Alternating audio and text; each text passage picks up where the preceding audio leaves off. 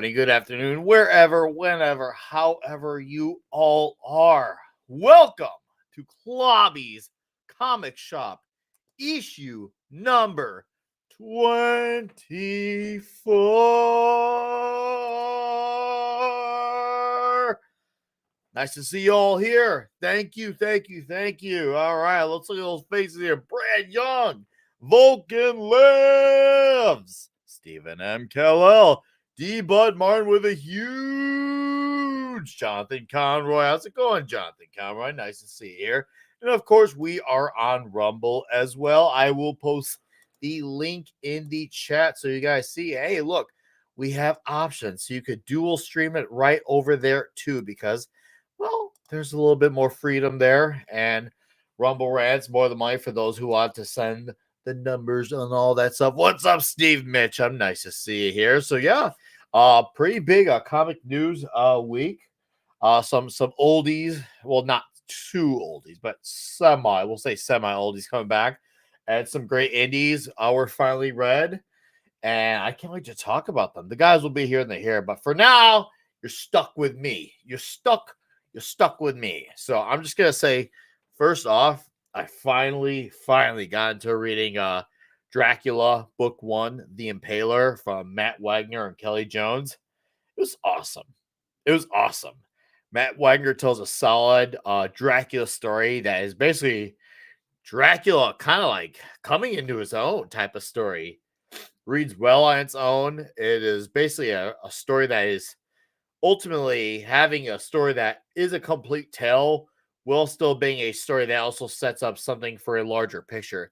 But man, Kelly Jones's art, oh man. Also, I love the paper format that they use. I didn't get the Kickstarter hardcover. I just got the regular retail version that came out a few months later.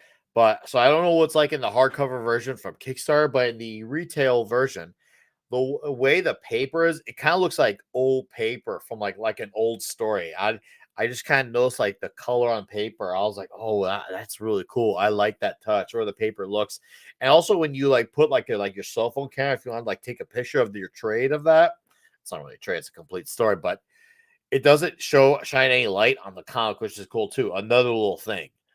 Lots of toxicity. Oh, it's a very toxic book. It's a very horrific book. It's there's a whole lot of evil creatures going on. Lots of demons, lots of badassery. And Kelly Jones, we talked about Dead Man Love After Death, which she did the art for. Mike Barron wrote many moons back. We talked about a few months back. And man, he was great then. He's just as great now. So good. Kelly Jones is incredible. And this style is like, it's perfectly suited for him. Guys like him, Bernie Wrightson, where they're all about the oddities. They love the skulls. They love the creepy faces that just come at you. And Dracula's arc is absolutely awesome too. Vlad the Impaler, what a great telltale story. And he even had another great big bad show up too, who had a very prominent part in the story. I'm like, wow, okay, this guy's got a prominent part, and I'm not going to say his name because I want you guys to read Dracula. And I know book 2 is, you can still order it on Kickstarter. It's fully funded. Dracula book 2, The Brides. I can't wait. I can't freaking wait. I gotta now go through like my liner notes because even though my retail version is not the hardcover version, it's okay with a lot of cool like side things, like a introduction from Matt Wagner, some side notes, some of the scripts sent between him and Kelly. I gotta get into all of that. But this story as a whole was, oh man, I had so much freaking fun with it. I was like, dude, this is what good comics are about, man. This is what it should be about, is these great comics where it's all about having fun and also being very downright serious. Like if you're someone who's in like horror, like, for me, like I can't say I'm like very well versed in horror, but I like the first Halloween. I think the Evil Dead trilogy, all 3 are fantastic. So I guess you could say I have like a normie casual view on horror movies. It's nothing that's good. Like I don't have like a deep cut like catalog, but I definitely respect the genre. But for some reason, I don't know what it is, but something about horror and the scariness, I feel like translates really well in comics. I know when we did the Tomb of Dracula, we had a great time talking those comics. Those were spooky and scary and also fun. Uh, now we got Matt Wagner and Kelly Jones with Dracula, Book One, The Impaler. And I don't know what it is, but this format of horror, it just really suits comics. I can't help but just really look forward to this type of story in this format. It really benefits from it. And we got a Fenrir the Ice Wolf backstage. How you doing, dude? What's up, brother? How's it going? It's going, man. How are you doing? I'm doing fine and dandy. Can't complain. It's good Got to see myself you a here, bunch of man. chicken wings and Oh, I love chicken wings. Love them. yeah, best stuff ever. Just a little good old mayo. Can't complain. I love it. What's new in your world, man? Mm, Not much. Just finished reading the new Transformers issue, Skybound, and Oh, seriously, freaking love it, man. dude. If I start talking Wait about it, till odds are I Casper's might here. spoil it. Yeah, But wait till Casper's here. We'll get into it. We're gonna get into Transformers. We have to. We definitely gotta talk about Transformers. No, that I'm glad you read it, man. It's a great issue. It's really crazy how the indies are really killing it. Oh, dominating everything. really quickly, what's up, Conquest? Mr. Mohammed said, commenter said, love you guys. I'm sorry I'm missing. I'm sick as a dog. All I'll be doing is, hey, comment. You know it's all good, man. Go get your rest, bud. We'll see you next week. It'll be diabolically huge, okay? So get your rest, and you and your family be great, be better, okay? We'll see you soon. All right. Cheers and beers to the common nerd and his family. Fenrir, God, what were we going on before I acknowledged him? Yeah. Transformers Skybound. Transformers, Like yeah, I yeah. said, I specifically love the art and how it depicted every single one of the bots wounded. Man, that stuff was baby. Yeah. We'll save our thoughts for when we have Caster here, but I will say one thing really quick because it's something that I remember now. Well, I was talking about Wes, he put out a video earlier, and he was talking about how there's been an uprising tick of quality in a lot of books that are not Marvel and DC, which is true. What's up in Blazing Oh, 64? absolutely. But obviously, like Caster and also Wes have been raving about Space Ghost from Dynamite. We've been talking the Energon universe here endlessly. G.I. Joe, Transformers, Void Rivals. You got Miller World killing it at Dark Horse. Saturday Morning Adventures, Teenage Mutant Ninja Turtles. And of course, you got what's going on, Rippaverse, Fun Like Comics, CG, IGG, Kickstarter. You got all these books are killing it that are non-big two. And it's like, Absolutely. And I mean, look at the Conan, big two. Conan, They a ain't sitting. Titan. Oh, yeah, that one's pretty great too. Dude. Yeah, Conan the Barbarian has been awesome, which we'll get into that once I got the guys here. It's wild how like we got this upscale of great stuff, non-big two, but it's just like, man, if only there was a great Marvel and DC, how much Yeah, but it's not better would the surprising. I industry mean, be? the big two aren't doing good shit. I mean, look at what they're doing. Marvel now is going to do another Godzilla crossover that's only 6 issues. Dude, we had already that in the 80s, and it was 24 issues back then. 24 amazing issues that I used to own before the Great Depression. Before the Great Depression, right? Seriously, it is insane, man. It's absolutely wild. I know I'm not gonna even try to get it. I'm really not. What's up, Conan by Crom? And then Mohammed said, I have 4 volumes of Mighty Thor by Walt Simonson. Ooh, dude. As far as I'm aware, you're in for a treat and a dessert and a beverage and a half with that Thor run. So I want to hear your progress. I know I'll probably hear all about all of it within the next week, buddy. I can't wait to hear about it, Conquest. By the way, Conquest, we will be having a member stream next Wednesday night, and for sure it will be at 9. So guys like D-Bud could for sure attend. So member stream next week, guys, 9 p.m. Central. It's gonna happen. I'm lucky I was able to pull off another one so soon after we did the one a few weeks ago. So member stream next Wednesday. So it's gonna be huge. And Muhammad, if you're around, man, you're a channel member. I hope you can come on if you're available. But yeah, it's crazy that there's an uptick, in indies. Obviously, I was just raving about Dracula for 5-6 minutes before you got here. That was killer. Our buddy Russ Leach, who was on here promoting his Cole comic a few months back, my copy just shipped today, so I'll have that on Tuesday to show off next week. The uptick in quality is great. I enjoyed the Horseman as well. Trying to think what other stories have been. There's Flash Gordon. Dude, have you read Flash Gordon, Fenrir? Oh yeah. You need to read I'm gonna be Flash honest with you. Gordon. I still haven't actually gotten into it yet, and That's I'm fine. Start. I'm a pretty big Flash Gordon, and I'm a bit ashamed of it. But I did see issue 1. I did read issue 1. Okay, dude. Flash Gordon has been awesome as well. So all I'm getting at is that you need the Gordon in your life, because it has been absolutely killer, and I'm so lucky that we're in a time where Flash Gordon is killing it with a great comic book.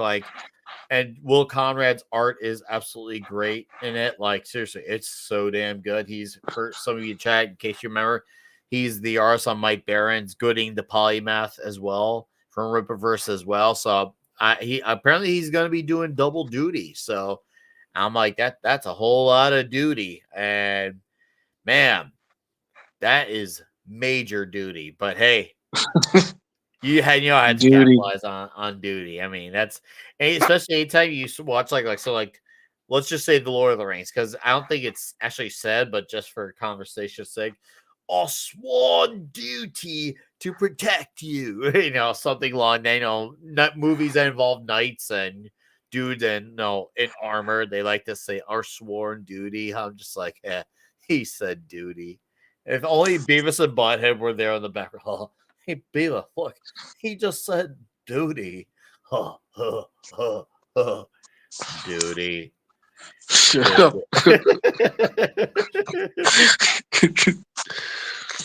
Dude, last week, I was going through it because, I thought, we were going to do part 2. It turns out we had read the entire thing. What's up, Tim Hayes?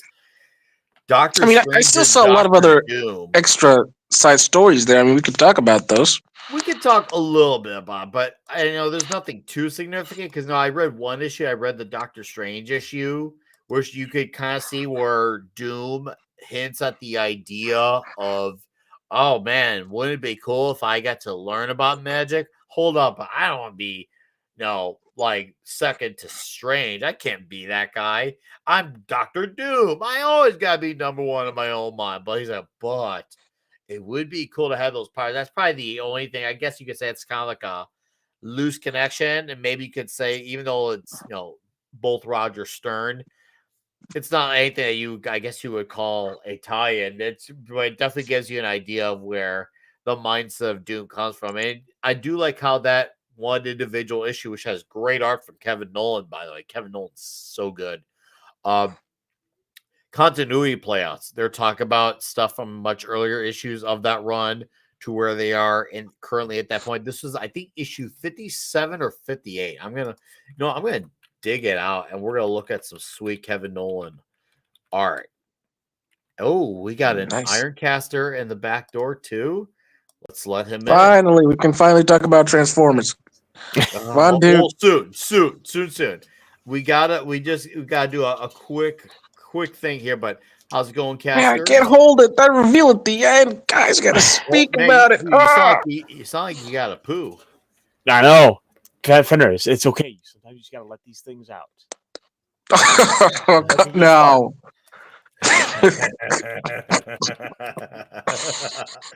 So, I was just talking, Caster, by the way. How you doing, sir? Oh, doing excellent, my friend. It's been a nice, well, not a nice week. Work happens, but you know how these things go. But we're here.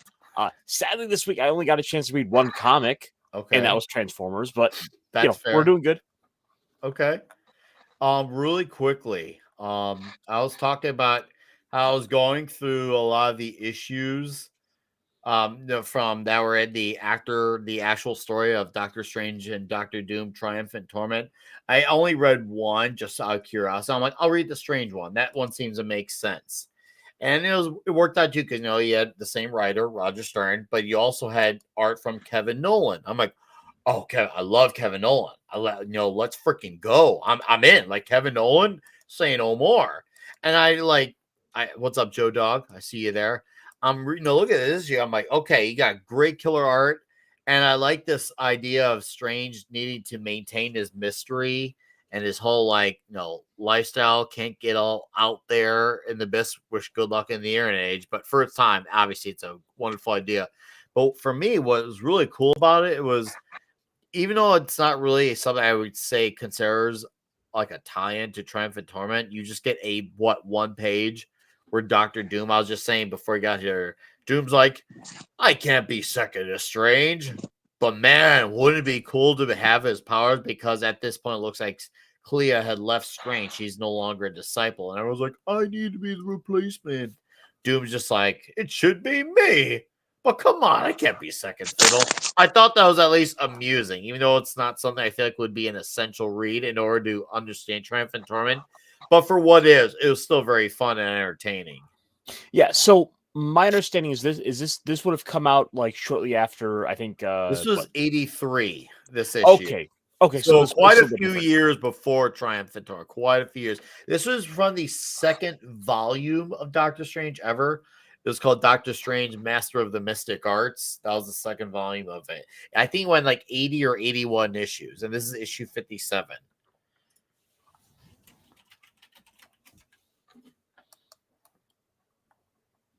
Gotcha. No, yeah, oh no, just adding to whatever you were gonna say.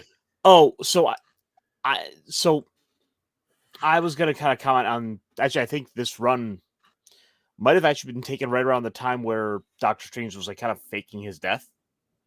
Okay.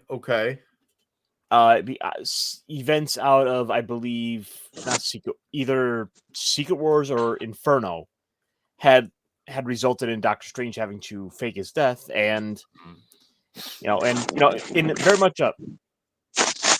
Fender, I'm gonna turn off the mic because it's getting noisy over there.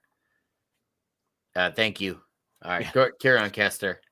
Yeah, so it was around the time Doctor Strange was like having to like fake his death, and he had an eye patch where for reasons he had to hold up this facade of being deaf. The classic superheroes all have to have the classic funeral scene. Someone's gonna cry.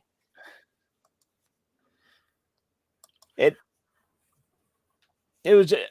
I was reading from one of the Epic collections. I had a bunch of different stuff put together. So it's sort of where I'm at with this, with the Triumphant Torment. Okay. I think now, okay, so this issue's 83. Triumphant Torment was 89. Secret Wars, I think, was sandwiched right in the middle. I think it was 85 or 86. I could be wrong. Now, I'm going to be fair here and say my timeline is not straight on Secret Wars. I know my timeline is more straighter on Triumphant Torment and this particular time with the Master of the Mystic Arts volume.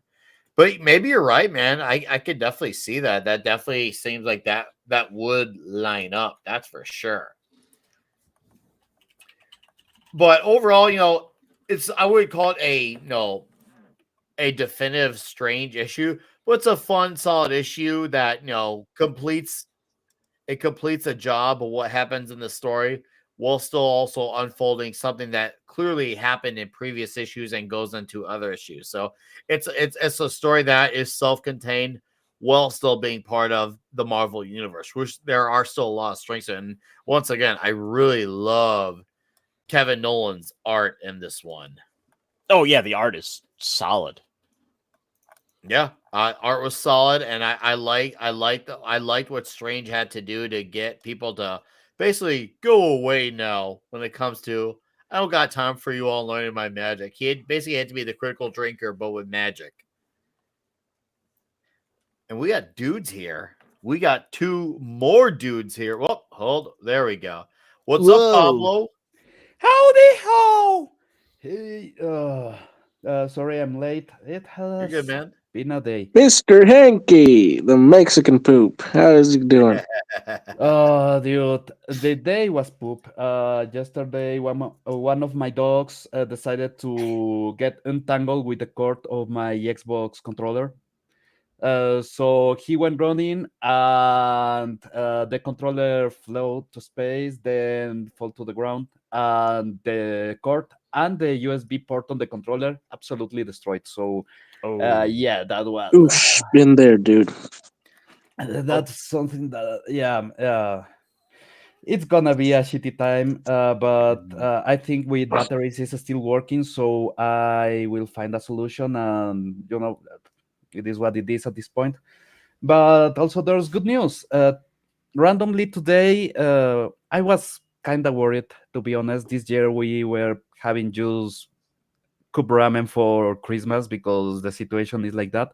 And one of my mom's friends decided randomly to send her a turkey. So yeah, I can just buy potatoes and do a good mash, some vegetables, and that's it. We have Christmas dinner. So that's actually oh, really, really good. delightful. Yeah, I am just sad about the controller, to Yeah, be no, honest. rightfully so. Yeah, but yeah, that's basically it. Well, welcome back. 5 picoseconds 1 week later. Whoa, How are whoa. you, sir?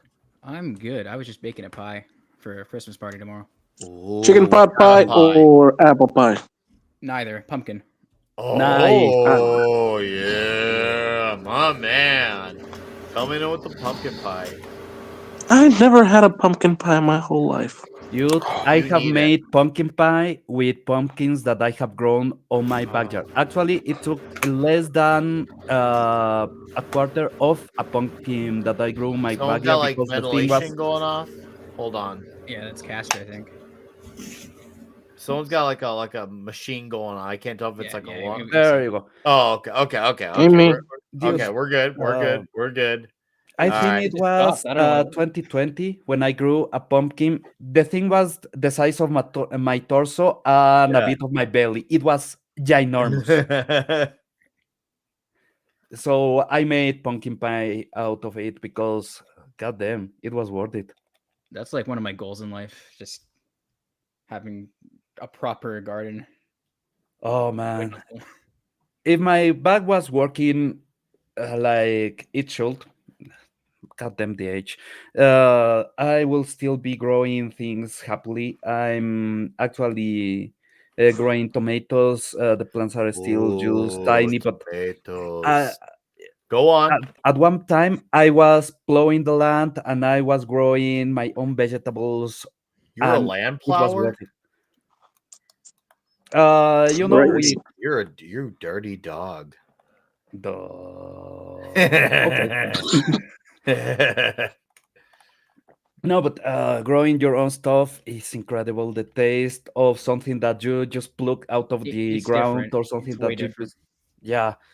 And I still have bitter oranges. I still have taxo, that is a fruit from my country that I is my favorite fruit on the whole planet, I think.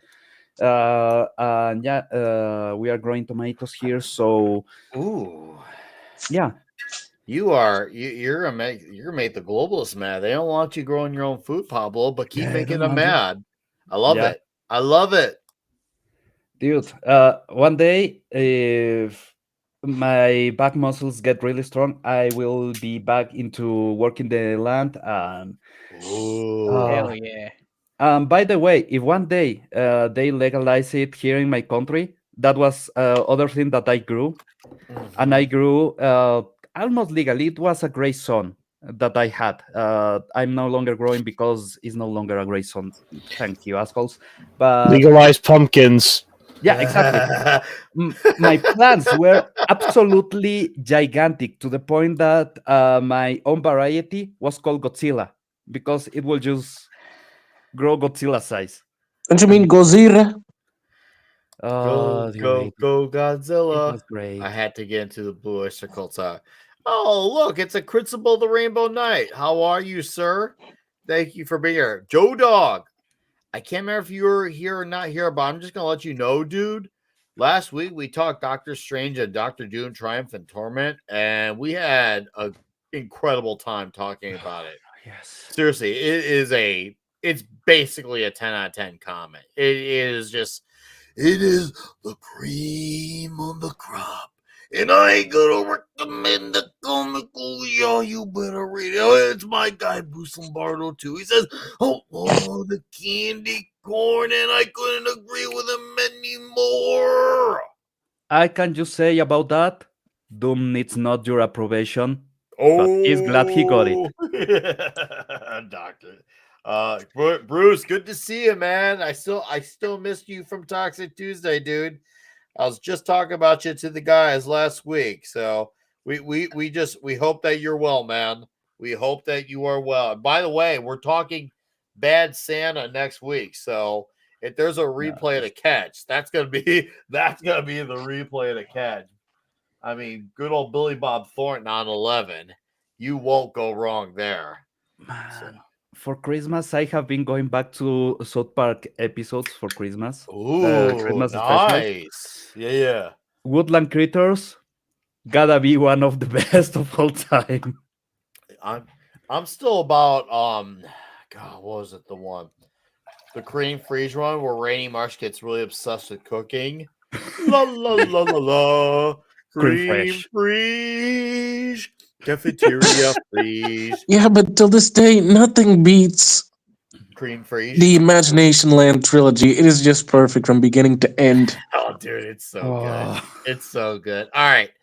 Now that we got the dudes here, though, because I could tell Caster, Fenrir, and I have read it. And I don't know if Five did. If he didn't, well, we're going to do it anyway. But we got to talk Transformers number 15. Wait, we're going to. you meant the comic. Because yesterday, thanks to the Game Awards, we saw more Transformers that we will ever want by Naughty Dog. Yes, All we right. should. I'm gonna bring the screen down and hold up. Hi there. I'm still getting used to all these buttons here, but Fenrir, I'll let you be the first man to go up. What did you think of Transformers?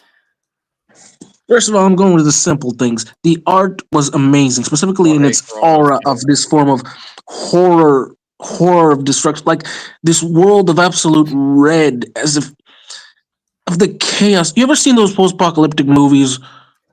It gave me that feel Yeah. where society is slowly collapsing in this specific location, and it's reflecting of the story itself and how it seems like to be this degrading of the human spirit because the bots are trying to help, but people are just putting them all in the same area, not differentiation between Autobot, Decepticon attacking them. And seriously, the moment that Optimus lost himself and went berserk, that hit, man.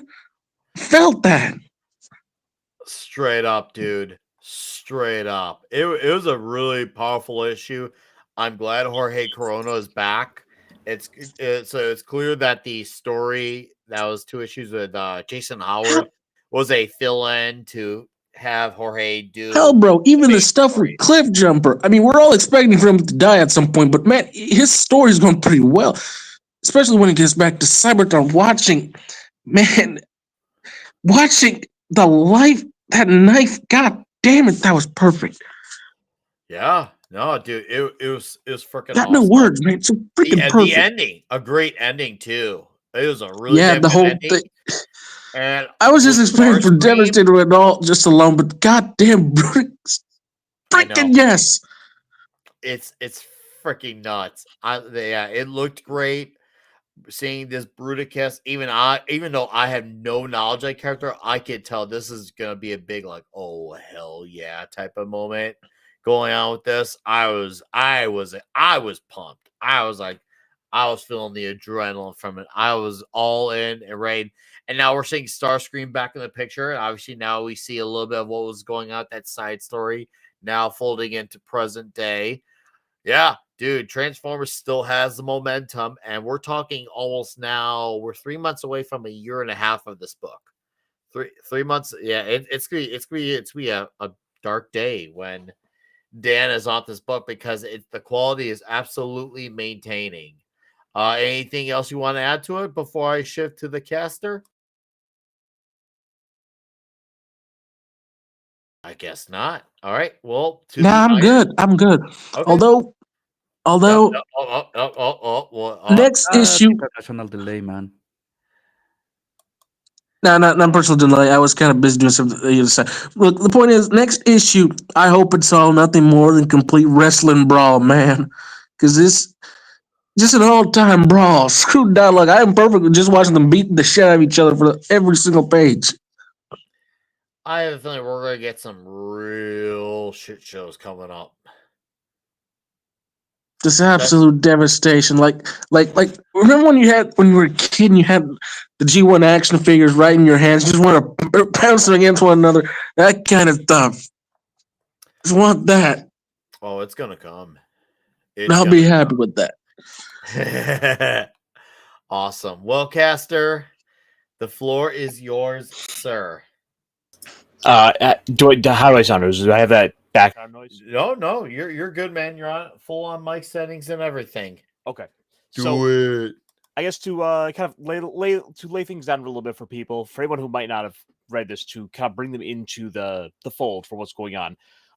We currently have our Decepticons sort of split apart into two little sub factions of their own. One led by Soundwave and one led by Starscream that we're seeing have kind of been kind of scattered to the winds. As the Soundwave faction is off, causing all sorts of chaos along the West Coast as they are, just going to town, destroying humans left, right, and center, causing all sorts of chaos that our dear Autobots are going to have to wade into to try to fight and deal with. And the one thing I do really like seeing right in this initial part here is we see Thundercracker, the blue Starscream for all intents and purposes. We've seen his character constantly showing this struggle with everything they've been doing, and Soundwave tells him just to kill all the humans, and under his breath, he Thundercracker tells these humans to run. It's a character note that we've seen with the character across multiple media that I'm so happy to see that they've picked up here. The Thundercracker going all the way back to G1 has always had a lot of kind of doubts and questions about the loyalty with the Transformers cause. So seeing this here is kind of still living up to that, shows that Daniel Warren Johnson is still kind of staying true to those sort of character essences that we've had throughout the franchise. We've got a lot of little stories going on that really draw you in. What was this? Cliff Jumper? Or not Cliff Jumper. Shall I embiggen you? Yeah. Do you want to go through the pages on the camera? Oh, sorry. Yeah.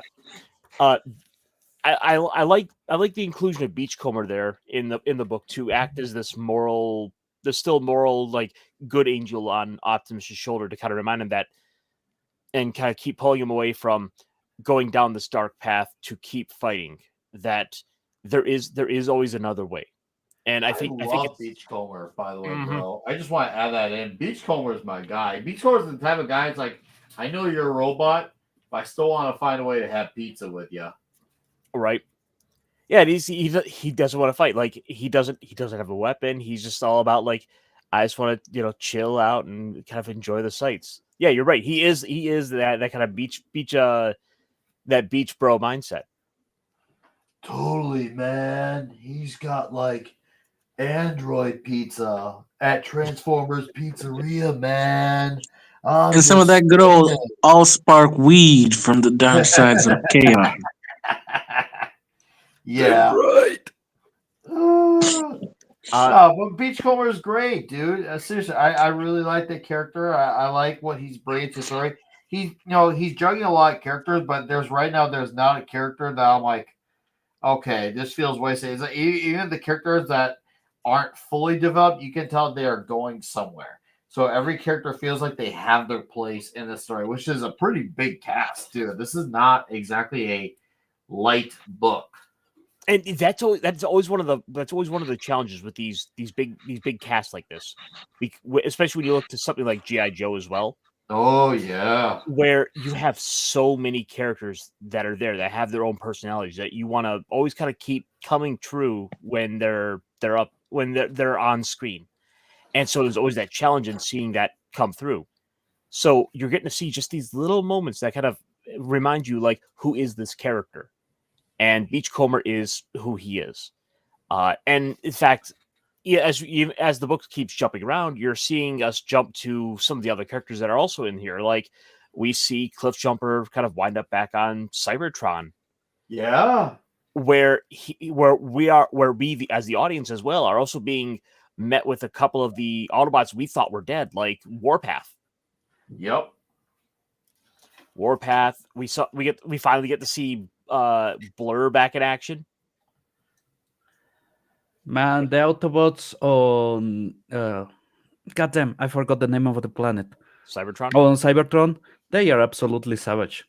Oh my gosh, yes. They went These are not the Autobots you expected. They are basically killing Decepticons and draining them of their energon just to survive. Yeah. That was fucked up. That was really fucked up. Have you been reading it, Pablo? I just finished it. Oh, our man here. He's on it. So Steven was like, so Energon weed? Oh yeah. Well, actually, I think there was one in G1 where they had a bit where the Decepticons got drunk on Energon. Yeah, that's funny. Yeah, actually, if you get too much Energon on one of the Transformers, they get kind of crazy. Yeah, they get good old. Did you just miss the time when Energon was just basically moonshine? Oh my goodness. Pretty much, yeah. This is the timeline I live in, where moonshine is being compared with Energon. I mean, hey. Yeah, when they drank too much, they got drunk, and well, I mean, we all saw the episode. I haven't, but you guys have, or maybe Vince won. Seriously, you didn't see Megatron getting drunk, Soap and all the other cons joining him in so much that not even Soundwave can function. It was funny. You had to be there, man. It was funny. But watching Laserbeak fall down from the skies to blaster. Go ahead, Caster. But ultimately, one of the things I mentioned at the start of my little section here, as we get this ultimate build up, and we're starting to see that all these pieces getting put in place. We've seen we saw Optimus try to go in and do the predictable thing and trying to stop the fighting. As we're being told, hey, the military's coming in, and do we happen to know a military force out there? I think we do. Yeah. A paramilitary organization that is, specializes in dealing with the unusual. I think we're seeing more pieces being set up ultimately for GI Joe versus Transformers. Oh, I mean, if that wasn't the case, I've always thought, I mean, from the beginning, like, if this isn't the inevitable, then I must not eat pizza. Come on. Like, it's like one of those, like, once again, major mega missed opportunities. Should you not do that? It's gotta be, man. I mean, how could it not be? Tell me how it cannot be. There are two inevitable things we are going to see. We are going to see the eventual G.I. Joe Transformers. And of course, once you see one giant combining robot, you have to see another, and they are going to have to beat the crap out of each other. And just with the cliffhanger at the end there, with how everything's set up, things are getting excited. And while I wouldn't want to go into much in the way of spoilers, but well, there are previews out for the next issue, and I'm just going to show you guys the cover for the next issue, just for what we got coming. Brutal. Nice. Next year, 2020. And look, it says boom. Damn right. Is that the Devastator and Bruticus head to Yes. head? Yep. Yeah, that is why I want the next issue just be straight up fight. I want to see these guys beat the crap out of each other. Or So beating the if, scrap out of each other. so if you hadn't been, if you might not have picked up on it, Starscream has Bruticus on his faction. All those characters like Rotor and of course my boy Swindle are off with Starscream and Astro Train, and Soundwave has the Constructicons. Nice. So now we are gonna have to see them, squaring off and probably fighting for whoever's gonna lead the Decepticons after the dust settles. Assuming, of course, we aren't just going right into a inevitable, G.I. Joe is there. So Steven asks, didn't Beast Wars show Energon in its purest form messing up their body systems in one of the episodes? I didn't see it. Maybe these guys can answer. So in Beast Wars, the planet was so rich with Energon that they couldn't stay outside of the ship for very long outside of the beast modes because they had to use it as sort of a natural shielding because just all that raw Energon surrounding them was damaging them. It was like being infused with too much of a single vitamin. It was causing all sorts of damage for them. Yeah, they will start going crazy, and afterwards they will just break down. That actually there was a couple of episodes that they play with that. Even when I think it was Optimus, the one that was going into the ancient ship, and he got messed by the Energon. Man, I need to watch that series again. I know the quality of the animation has gone to shit, but there were so many good episodes. Yeah, it's still very nostalgic. Oh, by the way, note is not exactly the same, but there's an effort in Canada for remastering Reboot, and it's going really well Sweet. because they got the originals for each episode, and they got a machine that is the right one for extracting the originals in the purest form. So there's actually 4K samples of how the episodes will be. It's fucking glorious. You hear that, guys? It's fucking glorious. He emphasized on the F. You hear that, Pablo? Yeah. You emphasized on the F. Absolutely, like man. And my favorite is the second half when they are basically on the web. They are just lost in the web trying to get back. And goddamn, Matrix, one of the best characters. And if you know who Matrix is, you know who Matrix is. I won't spoil that here, but the best growing up arc of all time in my mind is absolutely perfection. And goddamn, every single bit of that series was golden. So 5. Did you get the privilege of Transformers in your life? Nope. I still haven't started the series at all, but Oh, judging by how you heresy. guys talk about it every month, it's like you gotta seems to get be in going well. there. You gotta get in there. Okay, as a want newbie, I to recommend watching Transformers Prime. It's a good way to get into it if you haven't watched from the start. The only Transformers media I've consumed, other than like the shitty Michael Bay films, is that Christmas issue that you guys did a couple years ago. Oh, that was outstanding. Nice. Yeah, and that Dude. was great. That was my first real look into. Get the Christmas movie and get the VHS movie. Okay. The VHS movie is absolutely incredible. If you like Optimus, you may go sad, but it's absolutely incredible. It's worth it. So, dudes, especially for dudes like me, Mr. Robert Kirkman has announced that he will be doing an Invincible Universe comic. It won't be the main character, which I'm fine with, but he's doing a ongoing series on Battle Beast, who was in season 1. Very memorable character. Fenrir, I know you remember Battle Beast. This is probably for Yeah. me and Fenrir mostly. He's going to give Battle Beast an ongoing series, and he's got his longtime artist, Ryan Otley, coming on board to draw it too.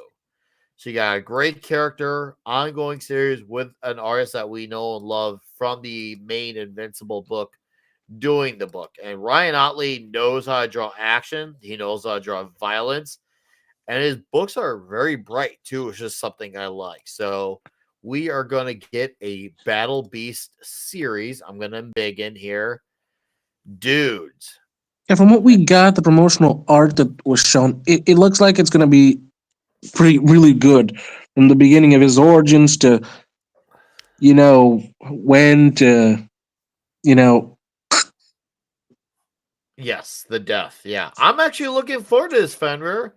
I'm me actually, I'm too. actually, I'm actually feeling good about this. I'm like, Yeah, me bro, too. and with Otley too, like I think for me, honestly, that's the big one. It's like to me, this is the type of star where you gotta have Otley on board because he really suits the mayhem of this universe, and he Hey, and who draws that knows? With great. this, we can maybe see other stories of characters in the Invincible universe we haven't seen before. It seems Well, like that's like what he's Like I gonna would do. love one with the biker, the space biker. Guy with the mega yeah, gun. yeah. Yeah. I'd love to see that. I think that would be Just great. one thing on that shot from the back, I kinda saw Mumbra. There was one. Understandable. Yeah. God damn. They should go back to original Thundercats. That's all. There you go. It kind of looks like Mumbra. What's mum? I Oh, don't even. Thundercats. Mumbra Oh, okay. the Undying I've not watched the or the Ever Thundercats. Living. I've not watched the Thundercats. Okay, that explains why I don't know shite. Basically, there's a villain that is big as power hungry zombie or mummy actually, but when he's transformed it looks a lot like that, at least from the back, obviously not the lion face, but when he's not transformed he actually looks like Nancy Pelosi looks right now, and I'm not even joking. I love that. Of all the things, Pelosi. Killing me, Smalls. You're killing me. Oh, by the Well, way, did you saw the trailer for season 3 of Invincible? no, and I actually really enjoyed season 2, so I'm gonna From watch what the it. trailer showed us, Mark might actually win one fight this season. That's crazy. Well, he kind of overwon a fight in the season 2 finale, and I had to emphasize overwon. You know what I mean? Yeah. Yeah. Like he did some mad overkill that obviously he didn't intend to. It just kind of happened. So But that's if you have read the comics, that's good for the character because yes, now very he. good. I gotta reread it, but yes, it is very good for his Yeah, character. we are entering the blue suit era, You and know we all know Yes. what's what that means. shocking Uh, about season 2 while we're here? Wink, How wink. It they has one actually arm and the yes, weirdest teeth you've ever seen.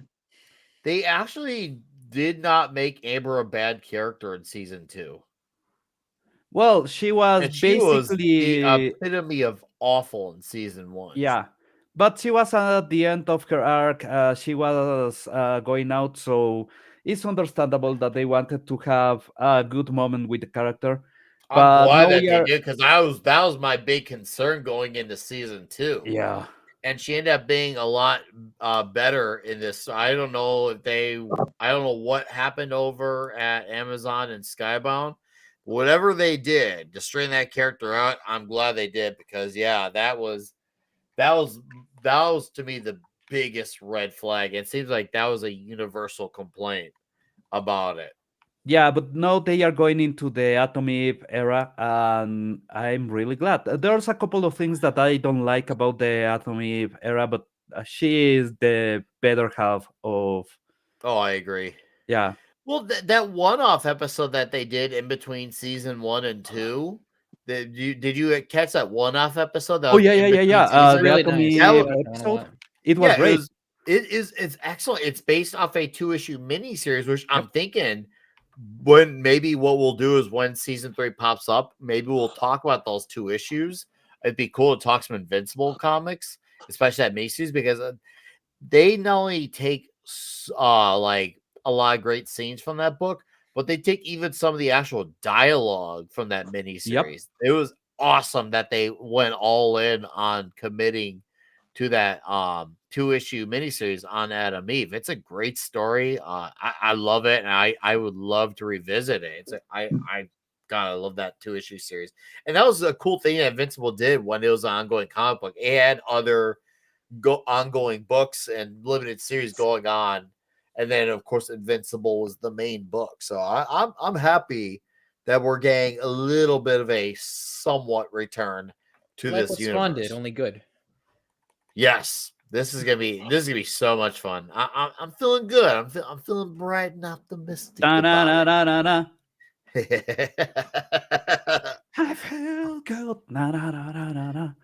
Okay, I'm gonna bring the stream down. I'm still getting used to my buttons here. Oh, look at that. Canadian $2 from Jeffrey Grover. How you doing? It says, hey guys, hello to you. You know what? Since we got us here, cheers, beers, salutes to you, Jennifer Grover. Salute. Cheers.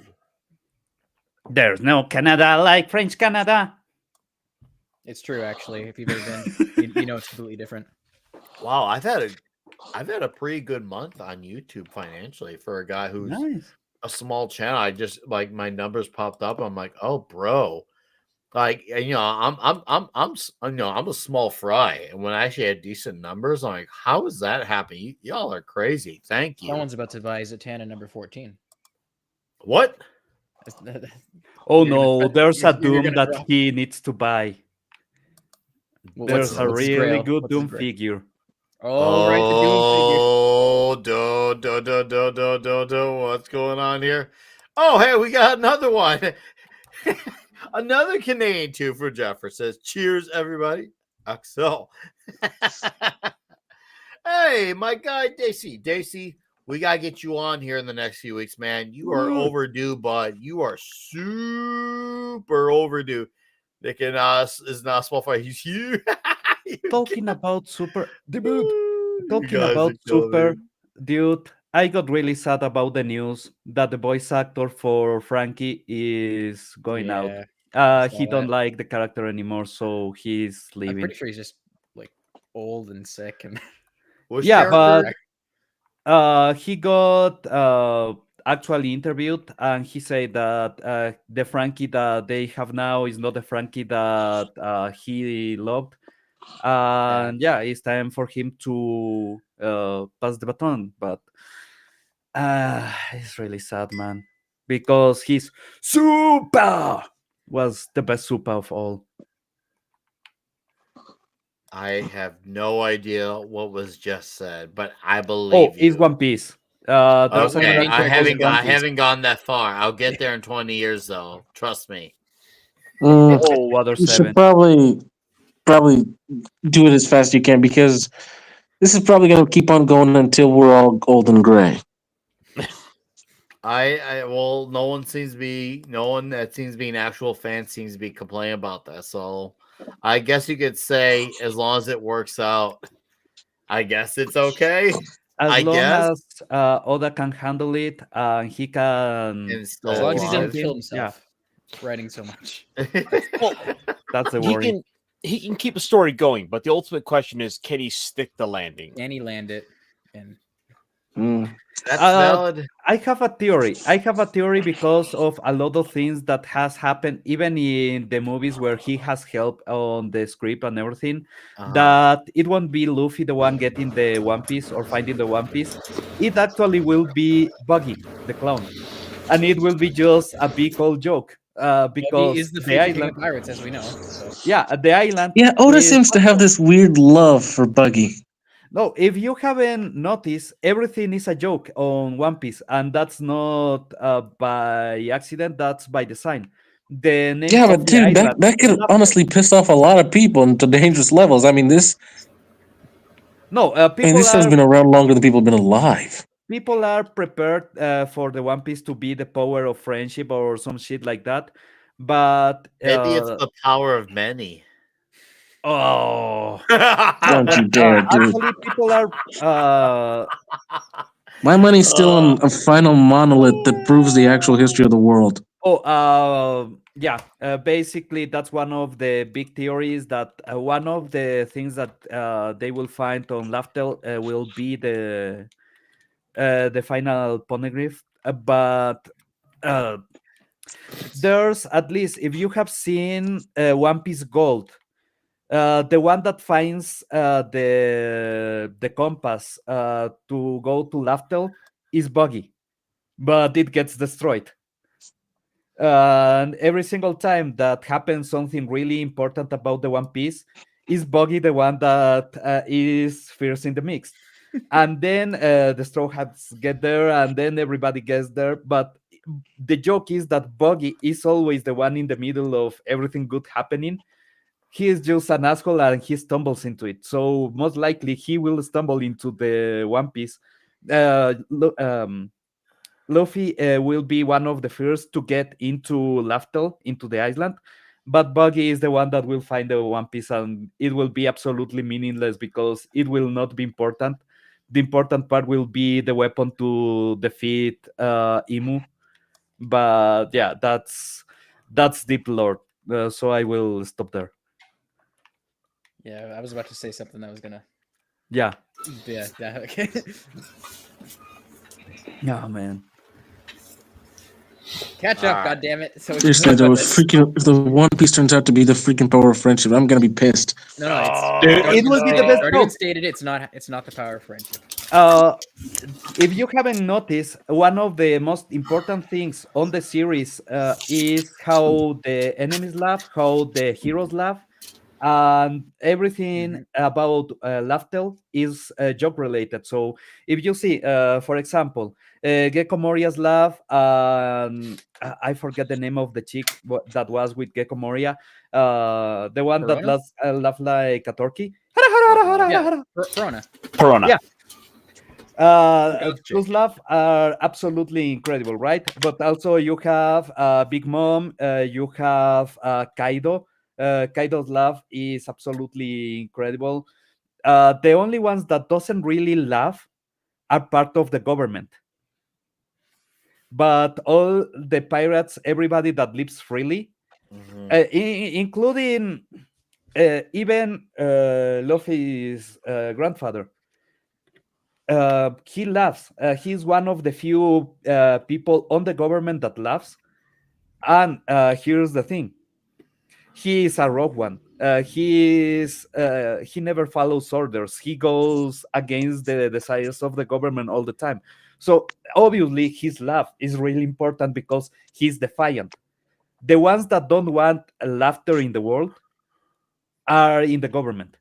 Are people like the elders, like Imu, but everybody else, when they are free, they laugh.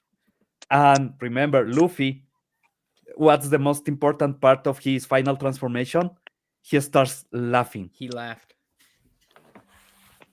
Yeah, so uh, I'll just stop there because I'm going into dangerous territory. We're deep Yeah, but lore I now. kind of need. But if you guys are more versed, I kind of need to know: has Master Zed been made canon yet? I think even Uta was made canon recently.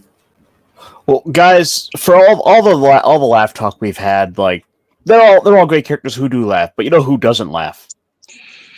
Conan. No, I think he's laughed a few times in the past. Yeah, he has laughed. Even as Schwarzenegger, he has laughed. Yeah, but that's not Howard's Conan. Oh no no no! Howard Conan also laughs when he's drunk. Well, no, that's true. There have been moments where Howard's Conan does, but I was just saying Arnold's Don't Conan appear. is not Howard's Conan. Though there have been some good elements that have been brought over from the movies and the comic books. I'll Be the first to concede that. Which, by the way, guys, if you're out there, I know some of you backed what's it called? The Atlantean from our bud Russ Leach. I got my notification yesterday that he has shipped my comic. So if I am being one of those guys who backed it on day one and I got a notification that it is being shipped and mine should arrive Tuesday, any of you guys who backed because of the show, you'll probably have yours any day now, your notification. So check your emails. It's gonna be awesome to have some more coal in their life. But I want to get to this because this is at the very back end of this week's issue number 17 from Conan and the Barbarian. So I am going to be considerate to those who may have not read issue 17.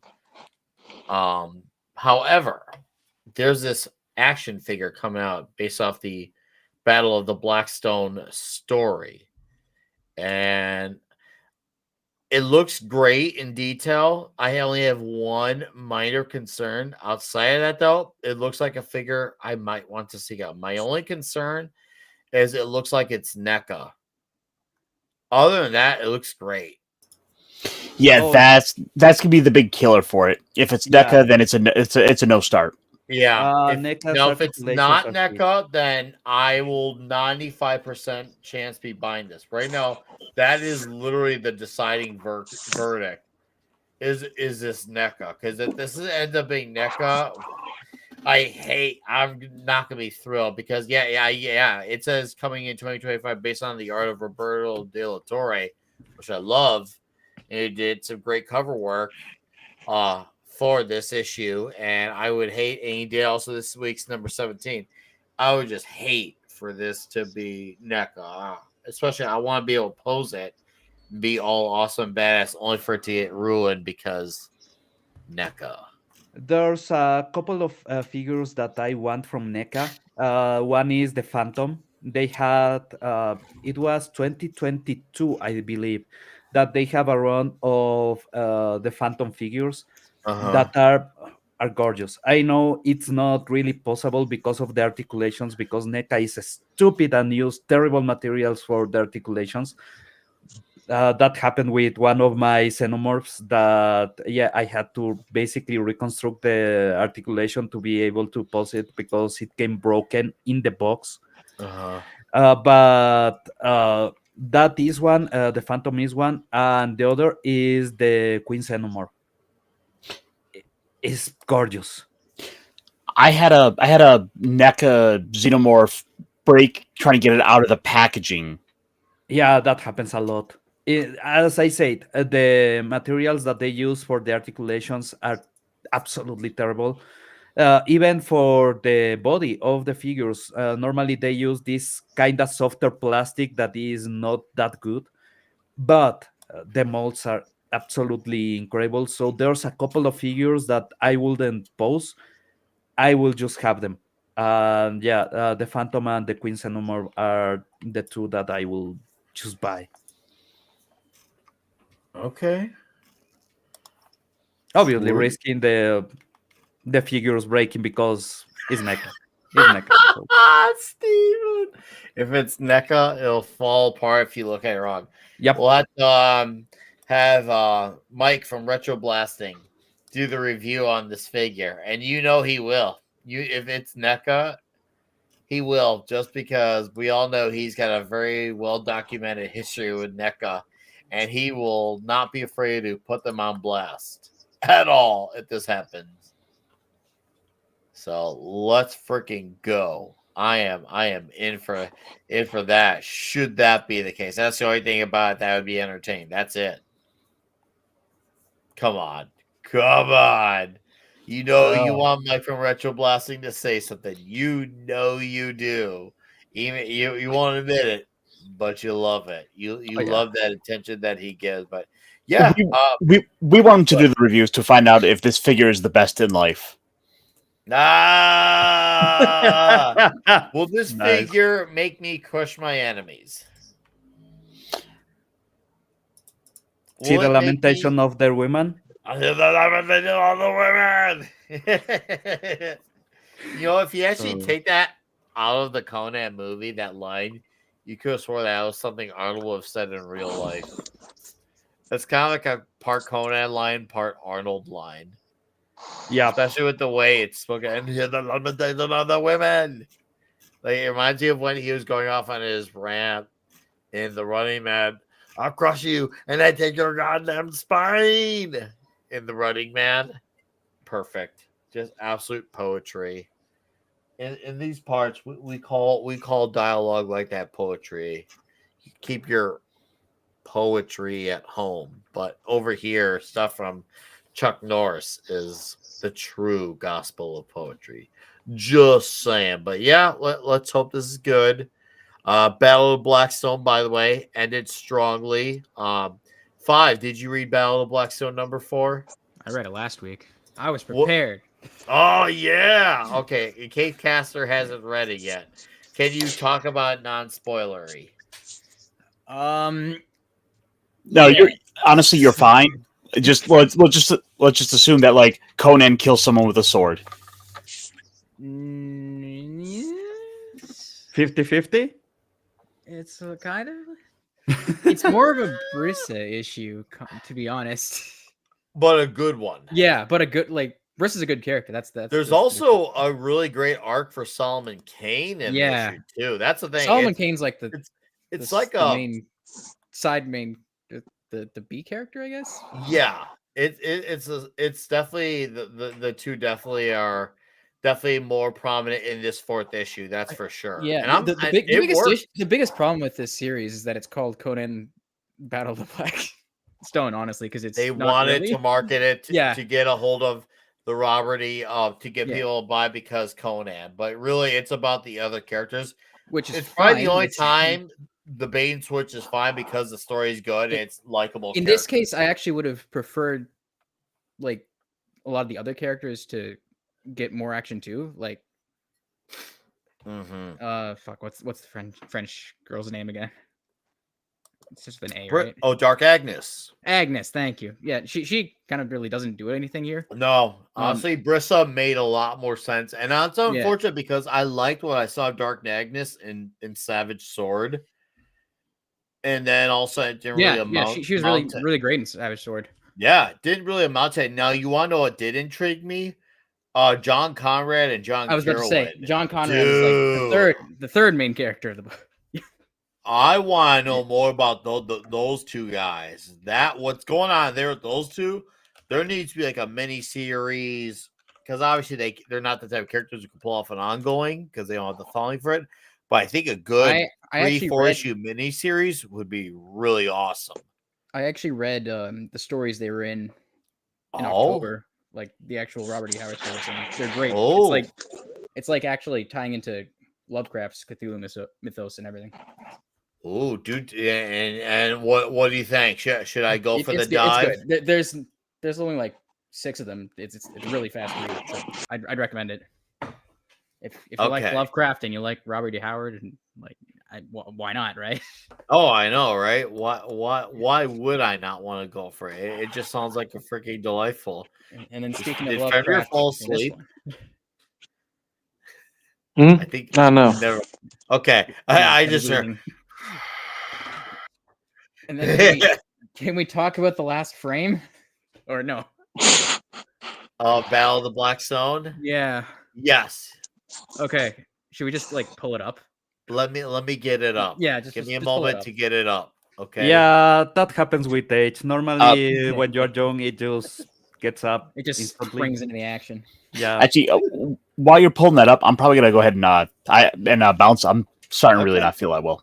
But no, you're good, man. Sorry, brother. I feel better. Yep. Hey, don't worry. It's one of the things where like I've got a nice stack of comic books I can read and feel better. Maybe I can go catch up on my reading. Go read this issue and then. Dude, go check out Space Ghost. The latest issue pretty freaking awesome. My stack is looking pretty beefy. Yeah. Wait, and I have holy crap! That's a shoebox full of books I haven't read yet. Yeah. Dude, did you read the latest Space Ghost? If not, check it out. It's on the pile. He'll read it. He's been on me about. I'm gonna make sure I try to get to within the next few weeks. So there's a pill you can take for that, or so I've heard. No, Caster, feel better, man. We'll Yep. see you next week. Okay. All right, peace, brother. All right, I'm getting it up. Take care, man. Beyond flesh, beyond death, beyond time. An orb that writhes with life, a terror undreamed of, asleep for all time, yet now wide awake. Oh. I saw that and I was like, bro, let's freaking go. I have only one thing. If they are doing Shumagorat, it needs to be actually terrifying. Yes. Because Go all yeah. out. Like something straight out of Lovecraft's nightmares. Yes. The thing is that normally people think about Lovecraft in terms of Cthulhu. Cthulhu is not one of the ancient gods. He's a messenger. He is not a complete monstrosity. He is just a monstrosity, a normal as monstrosity. In the level of the Lovecraftian pantheon, he is just a soldier.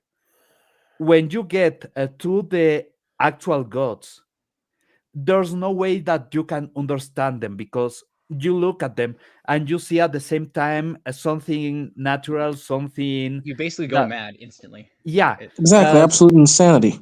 you basically look at the shadow of a man, of a mortal, and at the same time you see every horror imaginable coming to you, and it's just the presence of multiple dimensions crashing and everything happening at the same time. So it's impossible Man, to can you describe. imagine that sensation?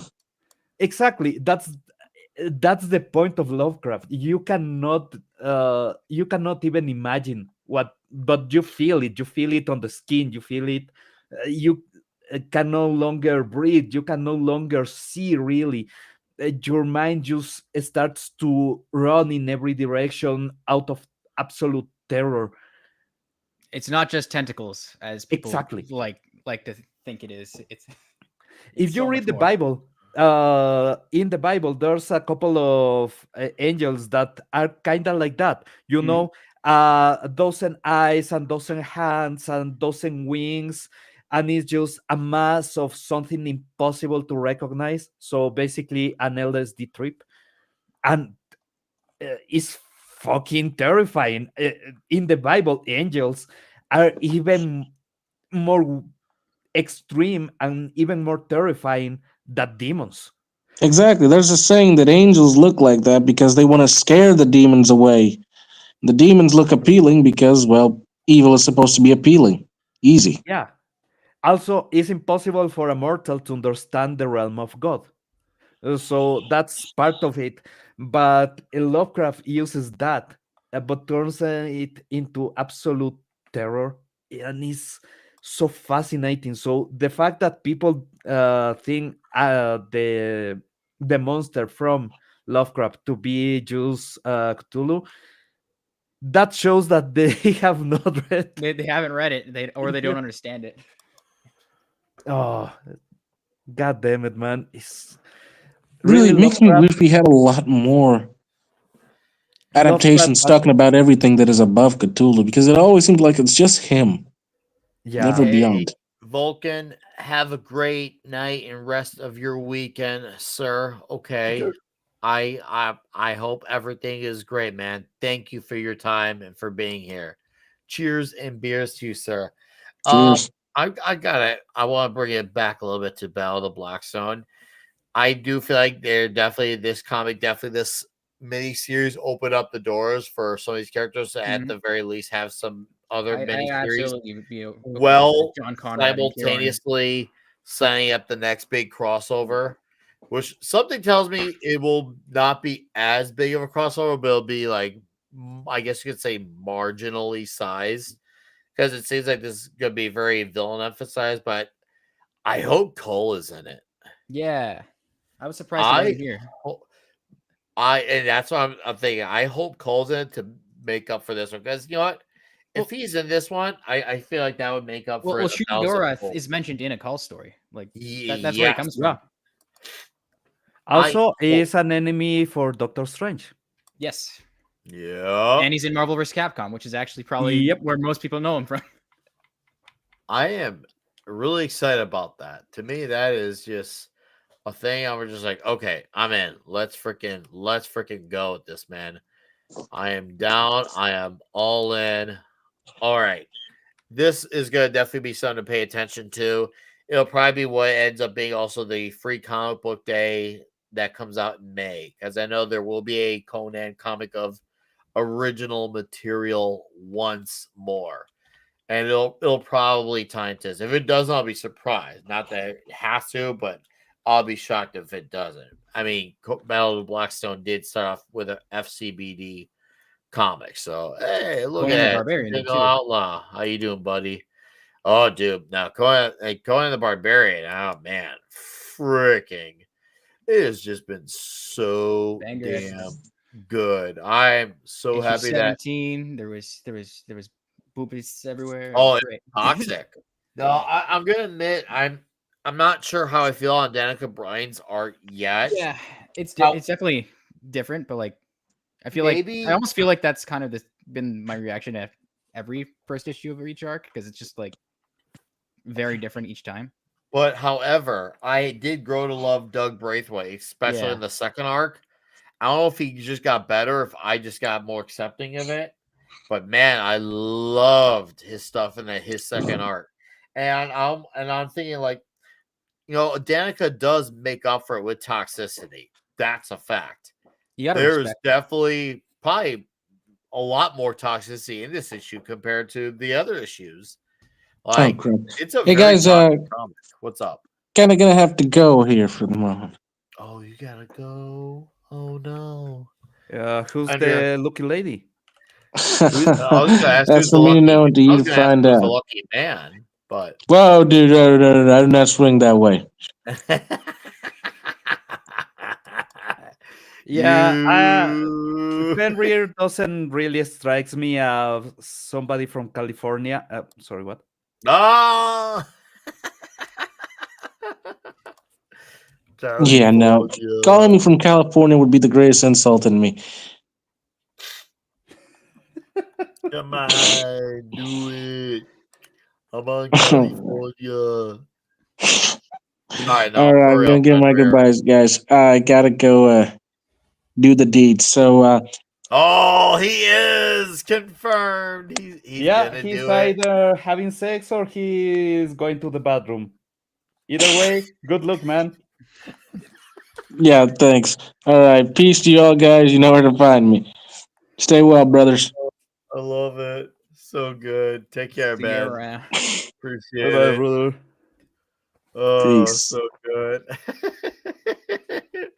Dave, if you're not doing anything, let me know in the chat. I'll just let you slip in here. You can come on here tonight Slip and right in. another night. Just to just have some stuff to be talking about. But yeah, I'm just gonna say because next week, because Caster's not here, he usually likes to fill the void about things coming out. Next week, G.I. Joe #2 arrives and Flash Gordon #5 arrives. That's just a great combo of toxic manliness. And I'm excited that that's how it should be. It should be just about straight up toxicity. That should be like the expectations. Like, why would we not want that? For real, right? That should be once again the expectation. Just saying. We need this. You need this.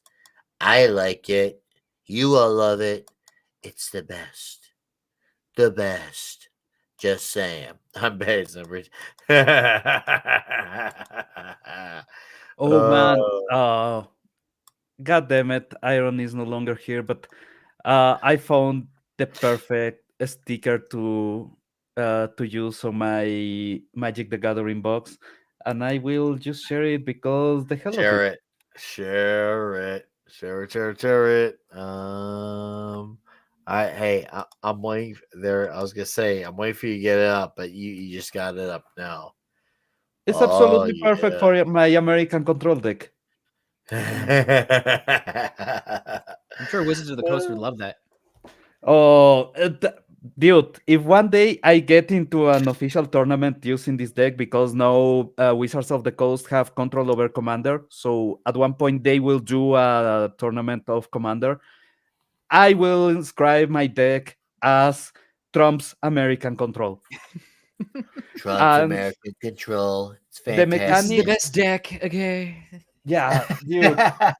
The mechanics are the best because normally an American Control is just spamming spells and everything. This one actually tags you with a lot of things and makes everything cheaper for you. So Ooh. it's actually It really is the It's best. Trump's tariff stack. yes. Ah! That's great. Oh, I love it. Oh, that's good. Oh, you know what also came in for me? And I'm finally gonna read now that I finally got Dracula read. I ordered Bronze Star, which was read by Mike Barron and drawn by Pat Broderick. Pat Broderick was definitely more known in the DC side of things. What's up, TZ? How you doing, buddy? Fantastic artist. I can't wait. They did a Western together. I had heard about this one for a little over a year. I just finally now got to it because Mike Barron did a Black Friday sale. I'm like, okay, let's see what's going on here. So I'm excited to read it. So Pat Broderick, seriously, at least I know someone in the chat at least recognizes that name, whether it's D Bud, someone in the chat, Rec Critzable, one of those guys, maybe both of them, recognize the name of Pat Broderick. But the dude's awesome. Him and Mike Barron, I can't imagine them not working well together. But it's funny because they're both very unlike each other. We'll just say that. But yet, it shows you once again, comics can bring people together, even when you're not like each other, which is how it should be. It should be standard. That's you like the books. I like the books. Let's get in together with the books. Come on. It's all about the comics. It's like they say in the music, it's all about the music, man. Except it's all about the comics, man. About the comics. No, seriously. Dave, I sent you the link, man. Get it in here. I want you to get it in here. I wouldn't want it any other way. Any other way. Dude, I just found out good news. Tell me your good news, because I want to sing about like Creed. The IGN woke director and a lot of the staff just basically half got fired, half they quit because IGN is being sold to somebody that they don't like politically. What? Yeah. I don't even know why it's being sold. I didn't knew either, but apparently Sif Davis is trying to buy IGN, and yeah, basically the IGN staff that were wokey wokes, yeah, they are leaving. Oh, So no. Anyway, 7 out of 10, too much tears. Good Uh-huh. job. That's a reference to there was an infamous review of a Pokemon game of Alpha Sapphire and Omega Ruby that the games actually are in a setting that has a huge sea. And the reasoning for giving the game 7 out of 10, it was because there was too much water. So it was 7 out of 10, too much water. And people have been trolling them because of that for a long time. What's up, Dave? What's up, Nick? What's up, guys? How you doing, man? Cheers, sir. Nice, happy that you're here. Totally unprepared, man, with the invite. Thanks, man. I was just like, slap. Let's do it. What's going on? Well, since we're here, we'll have a quick 2-minute live meeting. You want to come on December 27th, the final show of the year? Oh, absolutely. Absolutely. We'll do a greatest hits. We'll do a greatest hits fight show. We'll talk about the best that came out. We'll talk about the worst that came out. We'll also talk about our favorite shows that we did this year for the 27th. and you get to be a guest. And at 5, if you want to come back on, we'll even making a greatest hits of guests to come on. So we bring you, we'll bring 5, bring Diva if you want. What you guys want to stay on, rotate? I don't care. We'll make the last show of the year like something really cool, and unique. Like it'll be retarded and awesome. And it takes a lot for retarded and awesome to be connected as one. But we have the ability to be retarded and awesome. So trust me when I say we're gonna do both, and it's gonna be diabolically huge. Yeah. So basically, you are going both ways. Transitioning, going both ways. We got all of it. Covers like green face smile. Yeah, so I just caught on. I'm only here to crush dreams. That's my goal. Nice. Here to crush souls. I'm here to crush dreams and crush pussy, and I'm all out of pussy. Oh. So, Dave. Yo. You need to be reading Flash Gordon. I was just going to ask you if you had been keeping up with it. And I have. I see that. Issue Was 5 that Fenrir? Next week. What's that? Issue 5 is next week. Right now we have us, me, you, Pablo, and 5 picoseconds here. But Fenrir had to go home because he became absolutely gay. And we still forgive him for he had to take a massive shit. Well, they were talking about Flash Gordon. I was like, I wondered if you had been keeping up with it or not. The Space Ghost. No, at this moment, Fenrir is singing, I'm super, thanks for asking. Let me get it up and I'll show you from Mad Cave Studios, Flash Gordon, number 5. All right. So once again, Jeremy Adams is writing this, drawn by Will Conrad. Just remember, Nick, never ever go full yet, dude. Oh, I think we're already, the ship has already sailed. Full retardation has hit. But yeah, so Jeremy Adams, I've heard about for a few years now. A lot of my buds, let's just say, they still read modern DC, especially Western Thinking Critical. We can't all be perfect. Had to throw that in there. And I had heard years from that Jeremy Adams is a great writer. Apparently, he was doing a great run on the Flash where he fully redeemed Wally West. I'm like, okay, that's cool. Now he's been doing Green Lantern for a year and a half. People are saying that he is writing the only actually great DC comic right now at DC with Green Lantern. I'm like, okay, so now it's 2 books, and it's been more than a few years. And all of a sudden, I love Flash Gordon. I know, love Flash Gordon even more than me. I'm like, oh, okay, Will Conrad's on art. He did the Goody comic. And then I saw Jeremy Adams on it. I'm like, I'll bite. And then I read issue 1. And I'm like, bro, this is fucking awesome. This is good. And issue 5 is next week, and it's the conclusion of the first arc. But dude, I can see now why there's hyper on Jeremy Adams. The dude is the real deal. Forget Flash. Clytus rules. This Ming is a psycho. But let's show off. This is the cover for Flash Gordon number 5. Jeremy Adams, Will Conrad. Dude, it's fun, and as our buddy Hojo says, it's an actual space opera story, which is what these types of comics should be. If you had told me like, oh yeah, dude, Flash Gordon is one of the must reads right now, I'd be like, not as like an insult to the character, just something that I would not see be the talk of the town type of conversation. But dude, it's fucking good. Flash Gordon, man. Just saying, you need this in your life. You need it in your life, Dave. Okay.